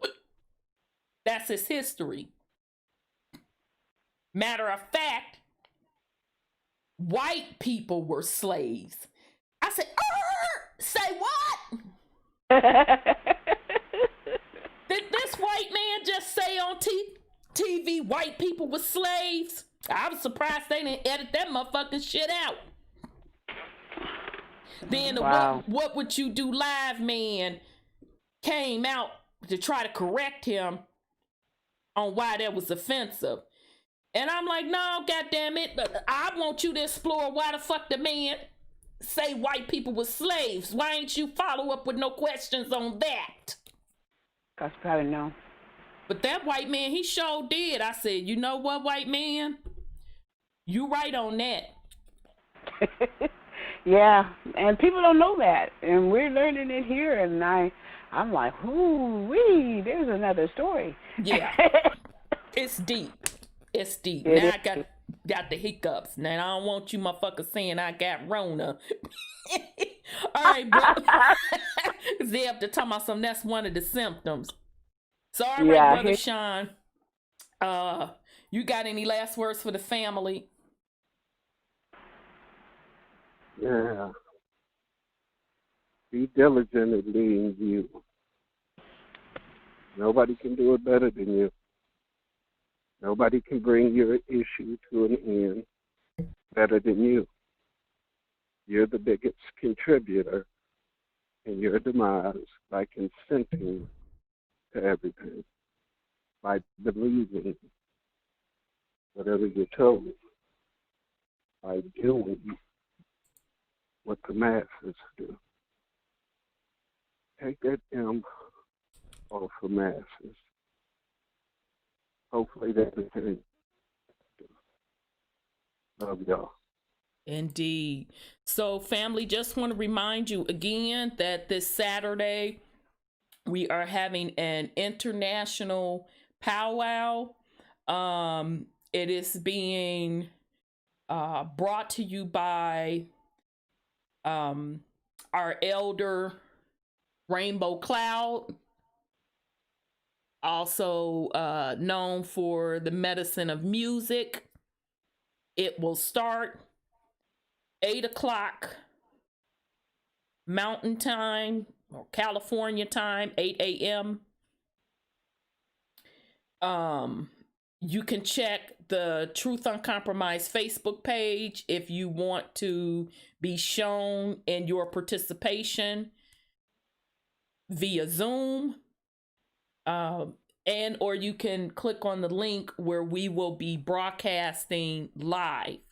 So what Elder Rainbow Cloud has asked for you to do is go out in the elements, make sure you have your feathers, whatever instrument you want to play. You don't have to play an instrument. If you want to do your drums, your tambourine, your flute, whatever the hell, go out in, your backyard, whatever, front yard, or if you want to go to the woods or whatever, that's your business too. Take you some flour and cornmeal. Get all your equipment that you gonna participate in inside the circle, because you're gonna take that cornmeal and that flour and make a circle. Okay? And that's where you're going to conduct your ceremony within that circle. All right? And then when you are finished, I think he said wheat flour. Yeah, he did say wheat flour. Wheat flour. Cornmeal and wheat flour. Okay. So then you do your circle, but have your material in the center that you're going to use, and do your thing. Do your dance, do your music within the circle. Create what you want during that time, or communicate with nature during that time. And then when you are finished, you break the circle with your hand and come out of the circle, and then let nature, leave it as it is, and let nature do its thing. So again, that's the International Powwow this Saturday, 8/8/2020, 8 a.m. Mountain Time, Noon Eastern time, 10 Central time. You can check the Truth Uncompromised Facebook page for details, Truth Uncompromised YouTube page for details, and you can also get with Sis Tamika on Facebook, who is She Who Walks Among the Mist. So with that said, family, I'm sorry, go ahead, Brother Sean. On April 16, 1862, President Lincoln signed the District of Columbia Compensated Emancipation Act. This law prohibited slavery in the district, forcing its 900-odd slaveholders to free their slaves, with the government paying owners an average of about $300, equivalent to $8,000 in 2019. Yeah, that's about right. They doing the same thing in Africa today. Shit. The place where Mu got Zimbabwe. Mm-hmm. They're paying the white farmers for their motherfucking losses.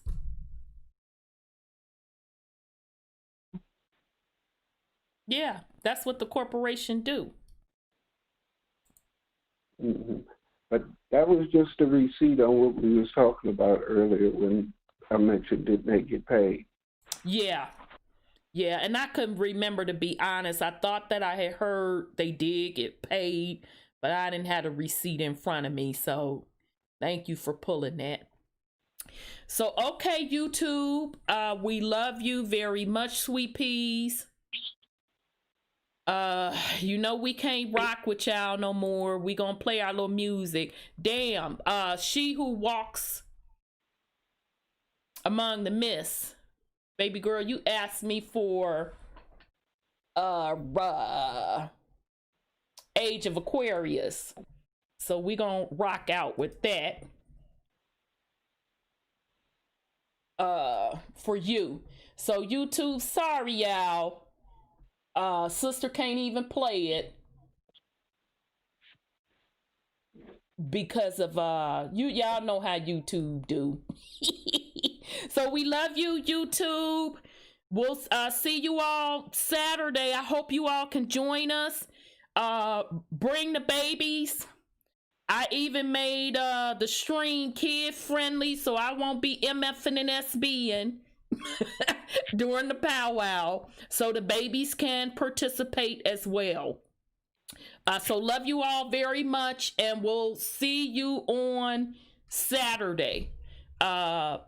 Peace and love. So sis, She Who Walks Among the Mist, I'm finna play for you Age of Aquarius, but you can't hear it on YouTube because of copyright situations. So love y'all, YouTube.